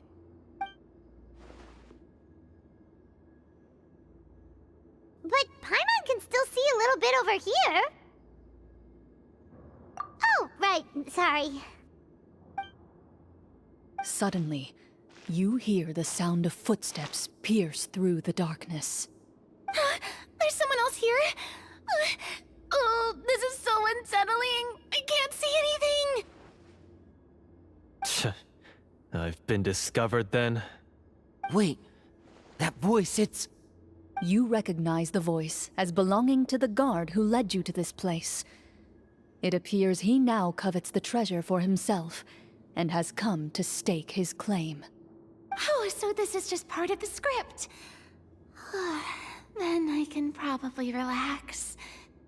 Well, if we can't see anything, that means we can't fight to the fullest of our abilities. Should we retreat for now? Judging by the way he's holding his sword, he must be a real Marashose hunter. But this isn't part of the script. Retreat? That's not the hunter way. If it's dark for us, then it's dark for him. We choose to fight. Your choice is noted. Please keep your eyes closed until I tell you the torches have been relit. This battle will be in the dark. You got it. Well then, let us begin.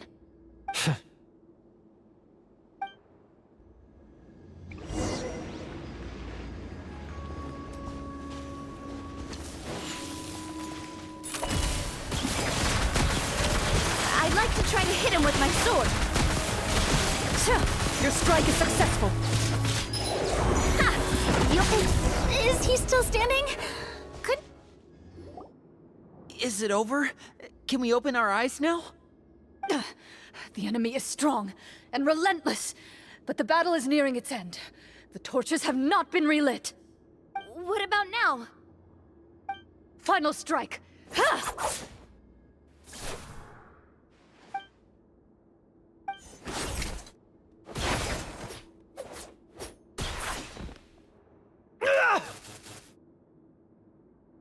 Well, did we get him?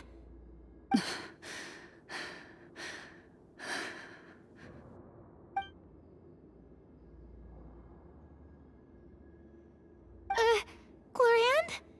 Warm fire flickers across the walls once more. Your vision is now clear. In an impressive display of courage, the four of you successfully defeat the uninvited guest. That look in his eyes. It's like he became an entirely different person as soon as I defeated him. Huh? Mr. Florian? Oh, wait. We're supposed to be role-playing. I should stay in character. Speak your name, guard. Why did you lead us here just to betray us? Is this treasure really more important to you than bringing peace to the kingdom? What kingdom? What peace? Those were nothing but lies!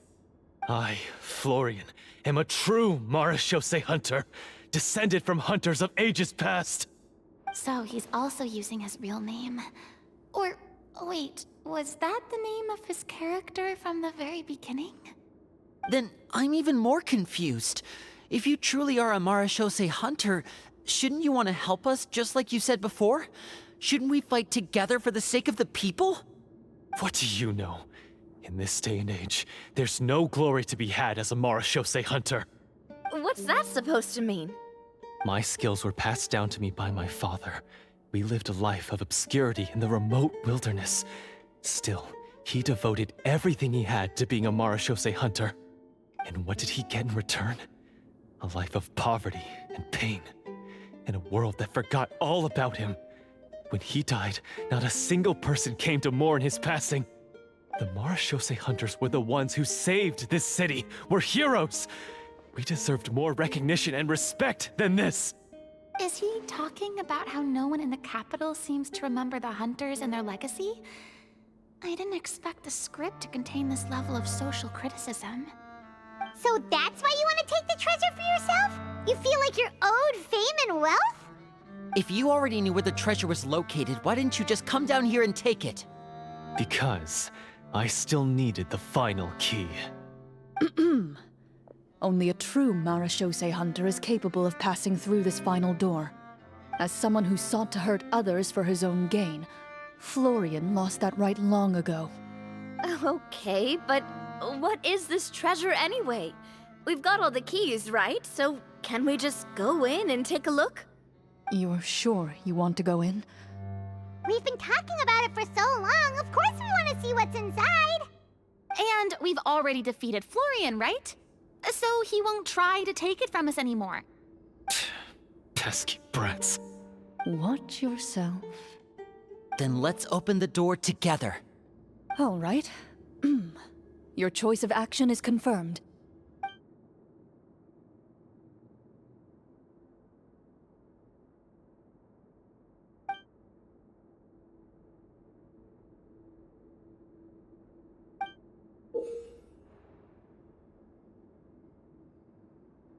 Before you, the door to the treasure, sealed and undisturbed for more than 100 years, finally swings open. You hear the shrill wail of the door hinge as it rotates for the first time after years of disuse, almost like a sleeping giant letting out an extended yawn. You get the impression that the secrets buried behind this door might be just as heavy as the sound you just heard. It's open! Come on, let's go in! Paimon wants to see what's inside! Ooh, me too! Ugh, uncovering hidden treasure is the most exciting part of adventuring. What do we have here? Uh-huh. A stone tablet? And some shabby weapons? You call this a treasure vault? Looks more like an abandoned warehouse. Maybe the troupe ran out of budget at the end? They provided a super immersive experience at the beginning only to drop the ball at the most important part. They could have at least filled this place with cardboard Mora or something. Wait, I get it now. Paimon, this is the real Marachose Hunter treasure. Huh? This is it? The Marachose Hunter treasure is just a stone slab and some broken swords? I can't believe it. I refuse to believe it!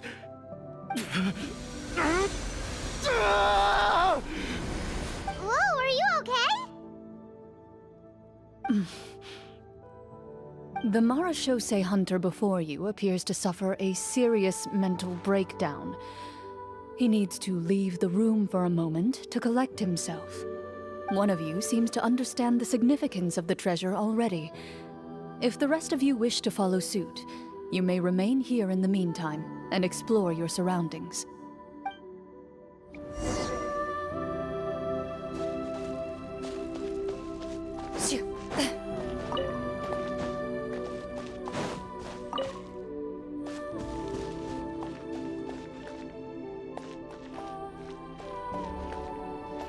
Walter.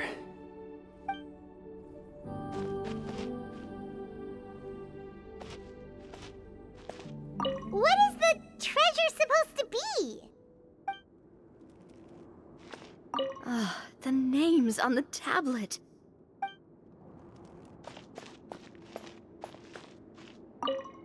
The old and broken weapons.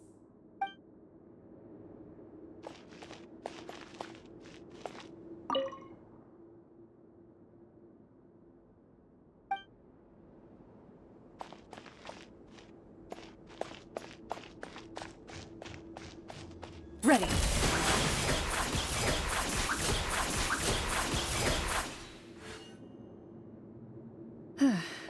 So, how are you doing? Feeling any better? What just happened? Do you remember how you got here? Or what happened to your body just now? I remember now. I brought you here because I wanted to... The explosives in the cave! You mean these? Huh? How did you... I could tell something was off the moment I stepped into this cave, so I kept an eye out. I've already dismantled the whole thing. So the strongest champion duelist in all of Fontaine saved the day once again. Guess I shouldn't be surprised. It It would seem your skills as a Marashose hunter are as sharp as ever. I deserve some answers, don't you think? Tell me why you wanted to lure me here. Everything you said earlier sounded like the truth. Luckily, your monologue was dramatic enough to convince my friends you were just role-playing. I don't know. I just always felt like there was something in my heart that didn't belong to me. Something agitated and angry. Who knows? Maybe it was my own anger all along. I could never really tell. The feelings about my father and the other Marashose hunters are real. It just wasn't fair. I was angry, bitter that no one remembered them or praised their accomplishments. I don't know when it started, but at some point, my anger came to completely consume me. At that point, I remembered the legend my father used to tell me. The one about the treasure. But if the treasure was all you cared about, why plant all those explosives? Wouldn't they just destroy the treasure and bury you along with it? I can't remember. My head is a mess. It felt like there was this voice telling me to eliminate the hunters, but now it's gone. From your description, I suspect you were dealing with a Devorator. Devorator? Oh, your master, your father, I mean, never talked about it? It was a kind of monster that was active several centuries ago. No, I've heard of it. I'm just not sure why you suddenly... Wait, it can't be. The seal! The seal? My family has served as Marashose hunters for many generations. But the title and swordsmanship weren't the only things passed down over our line. There was a seal as well. My father instructed me to always watch over that seal and maintain it regularly.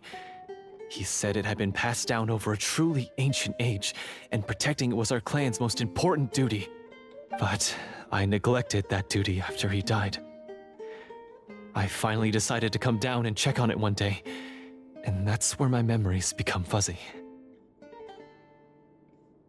The Devorator would be a formidable adversary for any mortal being, even ones as capable as the Hunters.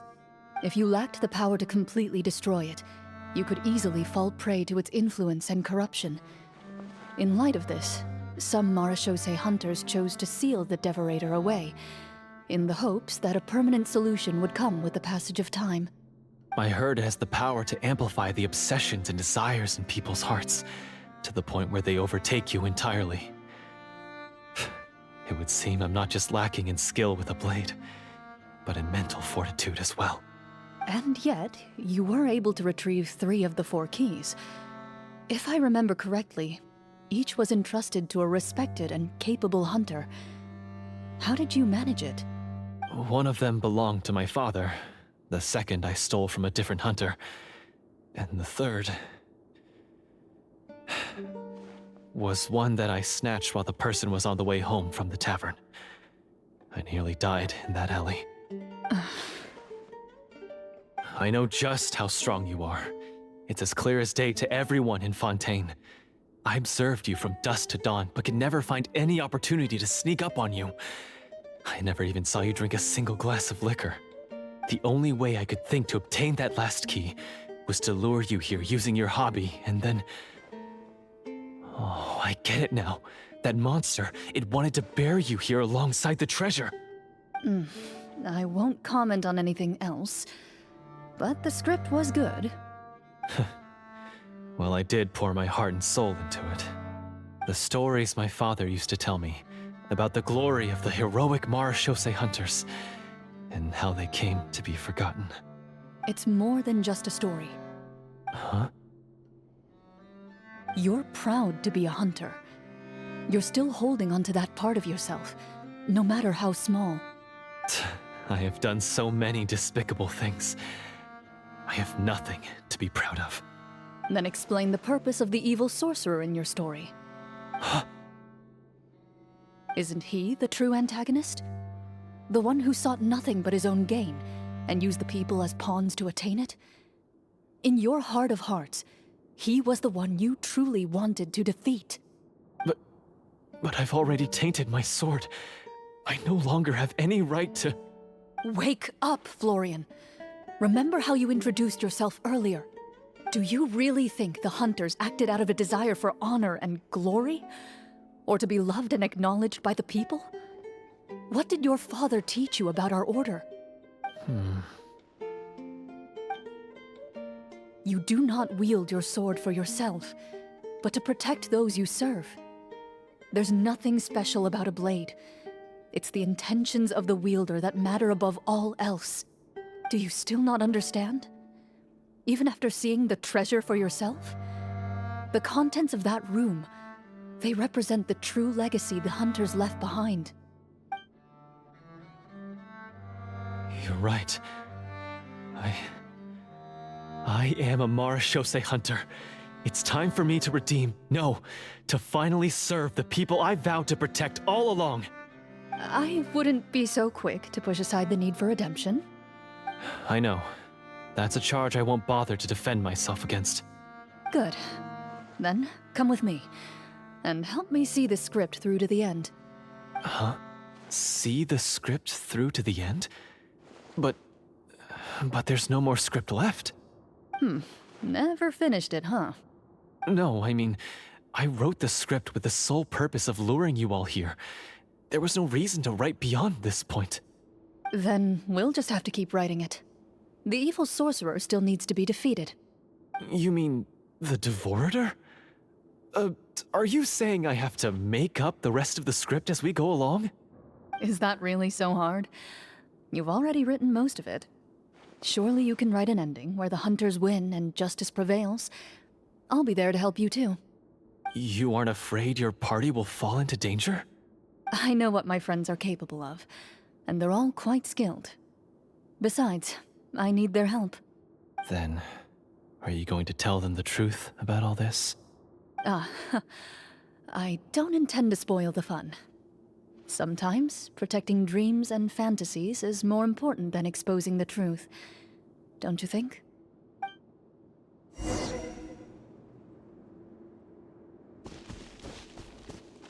Into the shadows.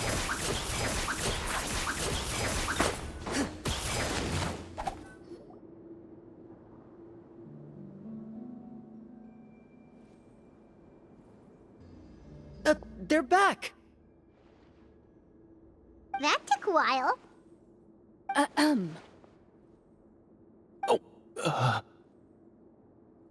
Ahem!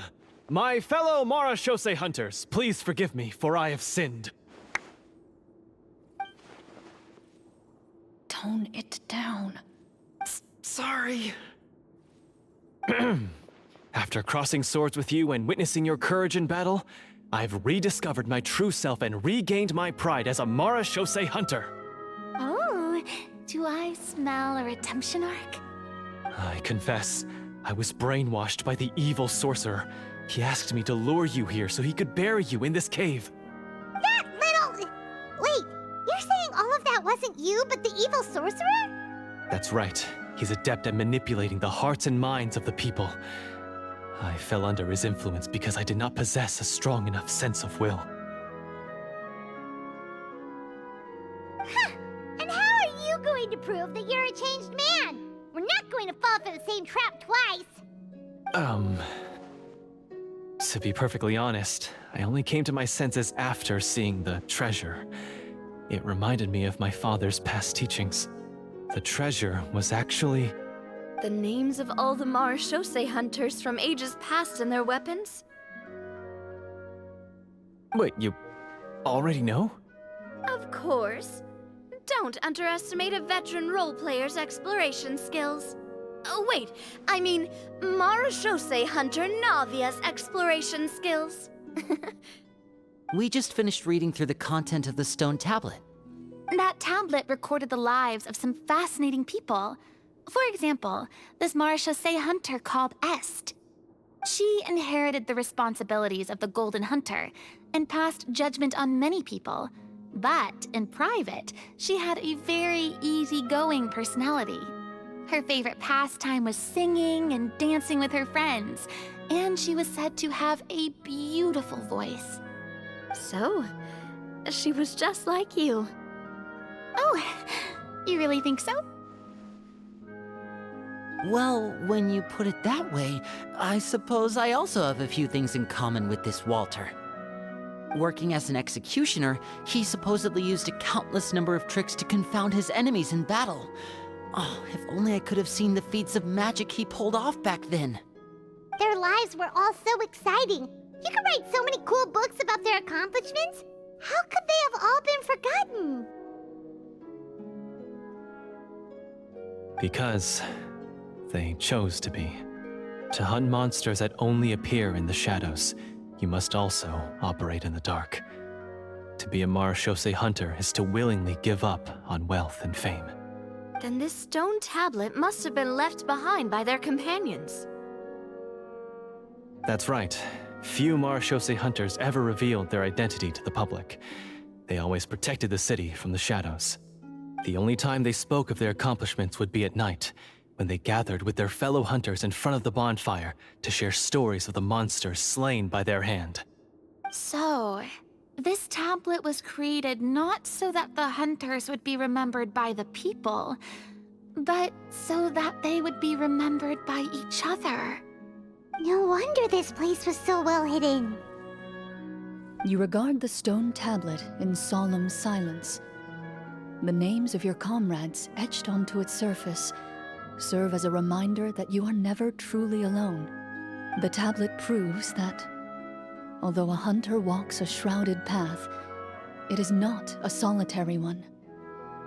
There will always be those who walk beside you, a fact that remains as true today as in ages long past. Their legacies shall continue to be passed down from generation to generation, as everlasting as the stone onto which their names are carved. Father, you once told me that I should seek out the treasure if I ever became lost. So this is what you wanted me to find.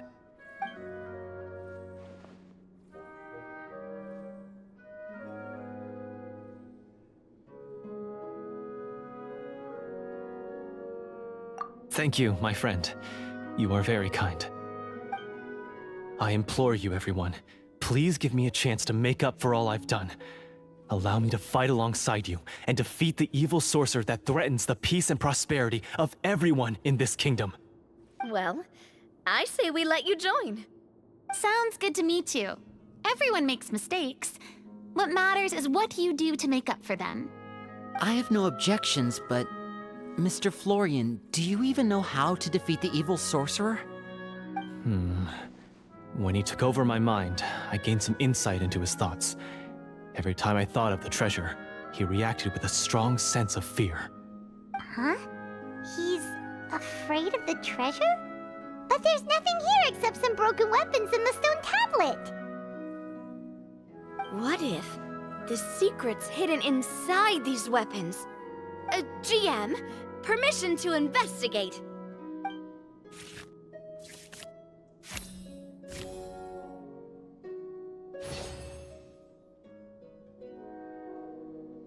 At first glance, the weapons appear absolutely ordinary. But as you observe them, you notice a faint energy emanating from within. These blades have slain countless monsters. Though it's been a long time since they were used in battle, their edges remain sharp, as if they're simply waiting for the next worthy hunter to carry on their legacy. So basically take these with us, right? I'll take this weapon, since it used to belong to Est. Maybe it'll find comfort in being held by someone who appreciates the arts.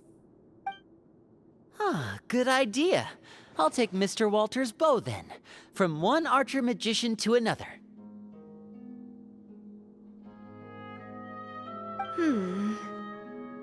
Paimon's gonna pick a cool weapon too!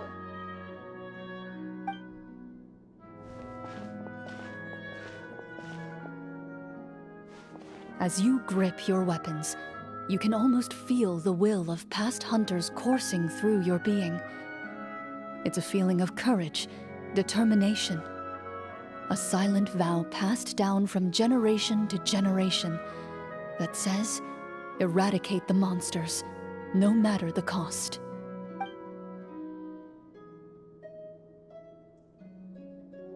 Mr. Florian, do you know where to find the evil sorcerer? I was able to see his surroundings when our minds were connected. I believe he's currently hiding out at the church in the kingdom. We must be extremely careful. He's spent so long living among monsters that he's now taken the form of one. He will not be easily defeated. Then why don't we explore some more and try to find some higher level gear?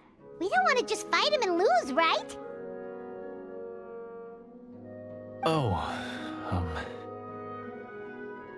No, we have to strike now. He was greatly weakened when I managed to break out of his control. If we let him rest, he might have time to escape. I agree with Mr. Florian. We've got to act while we have the advantage. Don't forget, the people of the capital are counting on us. Yeah, now that we've got a plan, there's no point in waiting. The longer this drags on, the worse it will be for everybody. Yes, that's what's called... Yes, that's exactly right. Alright, you've persuaded Paimon. Mr. Florian, please, lead the way. Of course. Follow me. He had to set up so many scenes today, and now he has to join in for this last part. I really don't envy his job. Finally, you decide to slay the evil sorcerer and bring peace back to the kingdom once and for all. As you walk away, you feel the gaze of the stone tablet at your back, as if all the hunters of the past are wishing you success in the battle ahead and awaiting your triumphant return.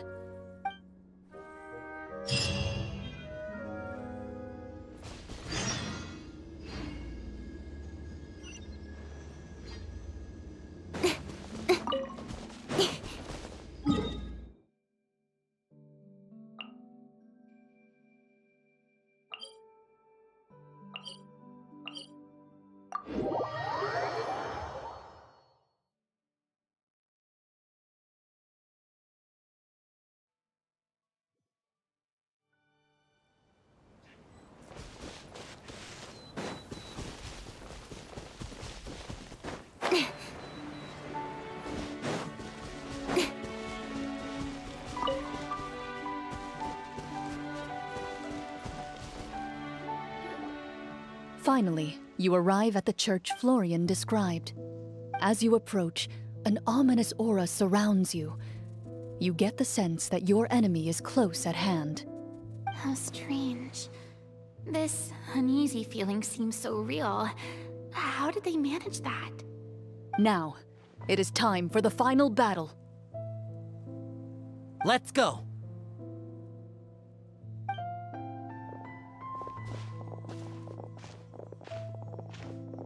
Florian, wait. What's wrong? I think you should wait outside. You've already been corrupted by the Devorator once. It could easily re-enter your mind and take control of your body. I don't think it's a good idea for you to be this close. If it corrupts you again, it's possible you might take on a new form entirely. That's exactly why I have to go. Why I should be at the very front. You mean... Yes. I intend to lure it into my body. That's too risky. If things get out of hand, I might have to kill you. Do you understand how dangerous this is? I understand, but if I do this, you'll have a clear and visible target. The Devorator will have a hard time passing up a chance to enter a body it knows how to control. You won't have to worry about any of your friends being taken over. You're not like me, Miss Clorinde. You're a just and powerful Marechaussee hunter. The monster broke free due to my error. It's only right that I shoulder the responsibility for its destruction. This is... something that I have to do. Consider it a duel to restore my honor. My only request is that you give it your all.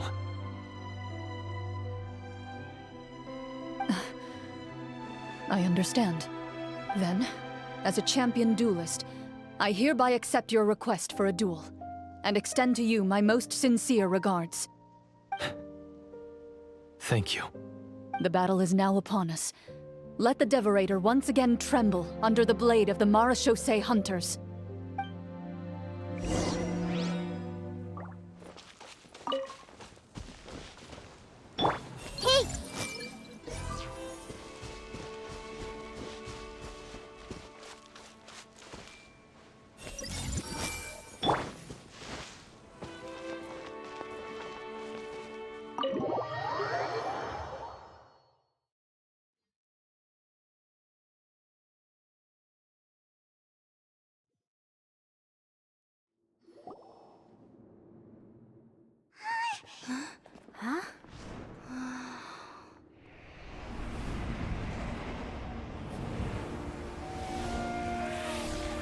So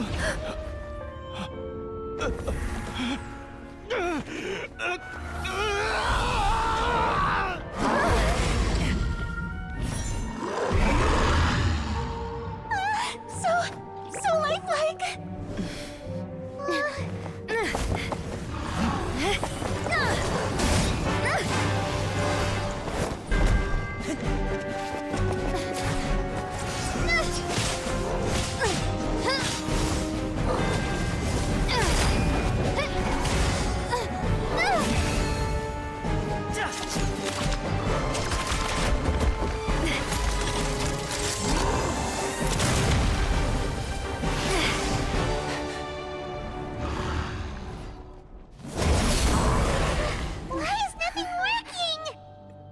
This foe is not invincible. You hold the treasure. The power to defeat it in your own 2 hands. The treasure? You mean... The names! It's the Marechaussee Hunters' names! How are we supposed to... You forget, Paimon? There's still one skill we saved until the very end. Hunters fight not for fame, but to aid the people whenever they are summoned. Walter the Marechaussee Hunter, master of 1,000 tricks, executioner of the Phantom Hunters, I call for aid! Est, the Marechaussee Hunter, inheritor of Cassiodor's will, judge of the Shadow Hunters. Answer my call!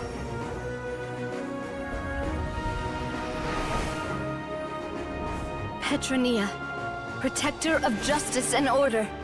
The hunter I respect the most. Thank you for saving my friend, the best one I'll ever know. Please, lend us your strength.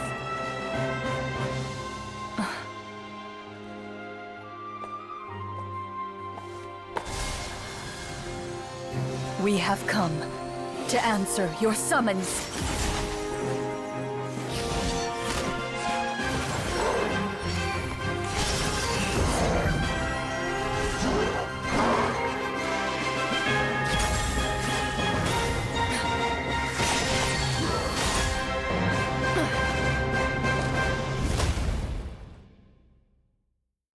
And so, the monsters were eradicated, and the sorcerer was defeated. Peace soon returned to the capital. Those in the court, manipulated by the sorcerer, also recognized the errors of their ways. Some remembered the names of the heroes who saved their kingdom, but others simply continued their lives none the wiser. Such is the story of the Marechaussee Hunters. They pursue the phantoms in the darkness and exterminate all who pose a threat. They will always protect the city and those within it, even should all memory of their accomplishments be forgotten by the very people they serve. I am assuming we've finally reached the end of the script. Yes, you've reached one of the better endings. It's a pretty solid story overall. I thought it was just an ordinary adventure at first, but the further we got into it, the more impressed I became with the production and the plot. That final battle especially.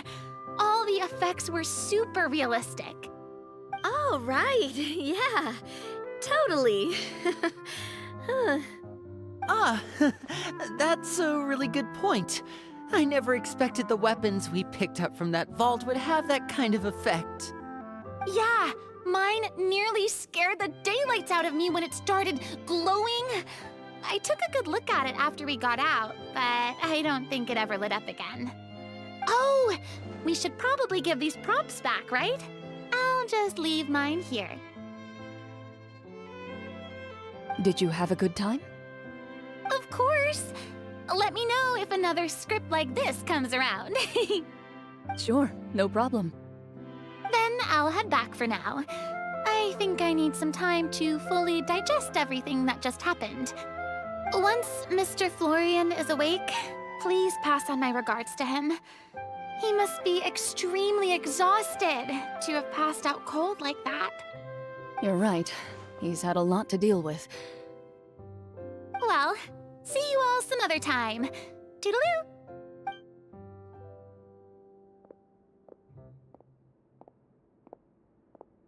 Okay, so, can I ask now? I think it should be fine, yeah. What in the world was going on back there?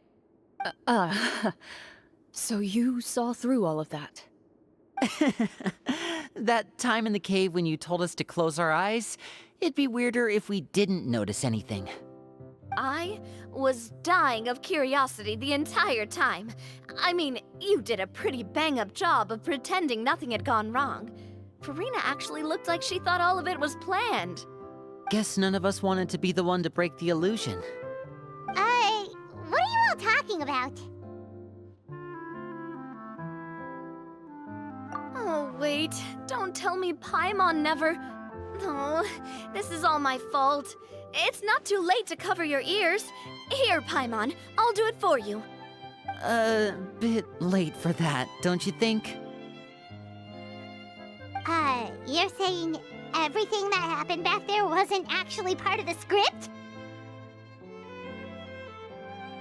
It's probably more accurate to say this was never a real scripted story to begin with. What? So loud. My head. Hey, you! Get up right now and explain yourself! No shaking, please! Oh, my head.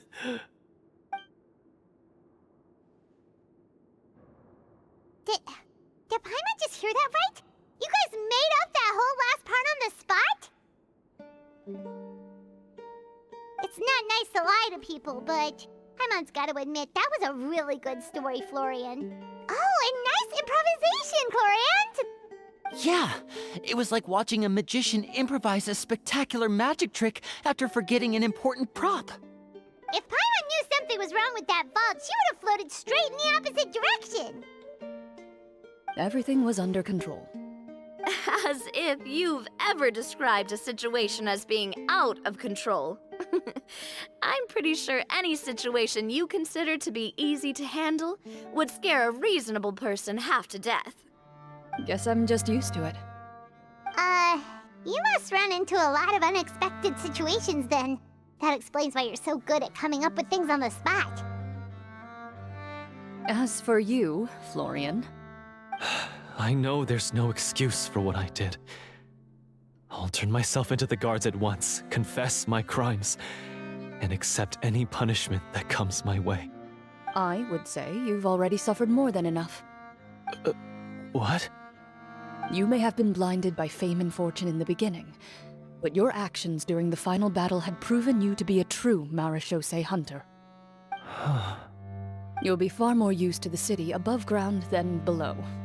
Your job as a hunter is more important. But... Of course, you'll still need to take the keys and pay a personal visit to the 2 hunters you wronged. Prepare to accept any terms they give you as well. Yes, of course. As far as I'm concerned, though, your showing in the duel was enough to prove your honor. Then I'll do exactly as you said. I'll go return those 2 keys right now. Thank you so much, everyone. I'll do my best to prove myself worthy of the second chance you've given me. I swear this on my name and honor as a Marechaussee hunter. Until we meet again, everyone.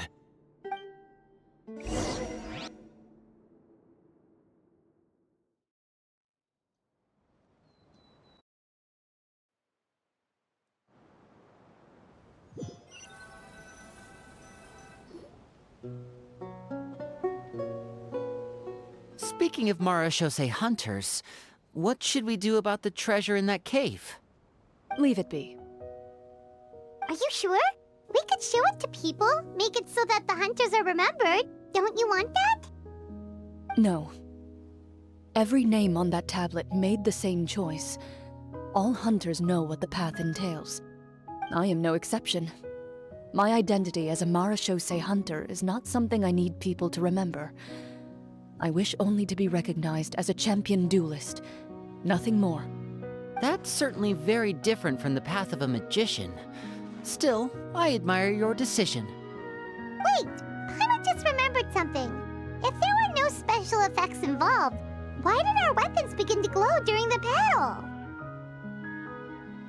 That's because the Marachose hunters of ages past would often imbue their weapons with special enchantments to suppress the monsters.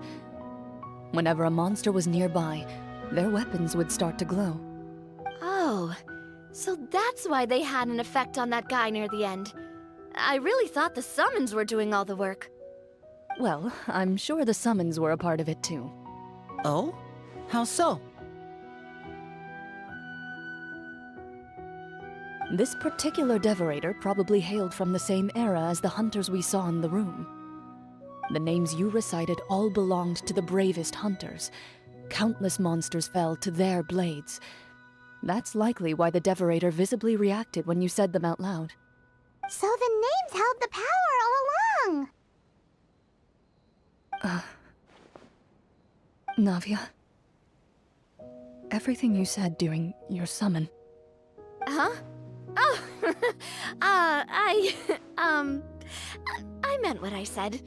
I mean, it was true to my character, so yeah, I'm glad you heard it. Just don't make me repeat myself. It's embarrassing. I really appreciated those words. All right.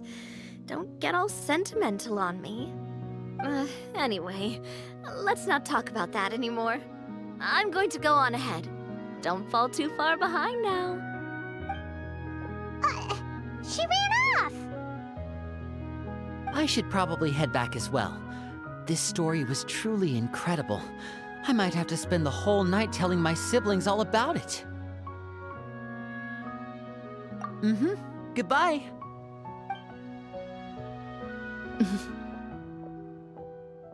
Traveler, should your name and deeds be forgotten, what do you think the significance of your journey will be?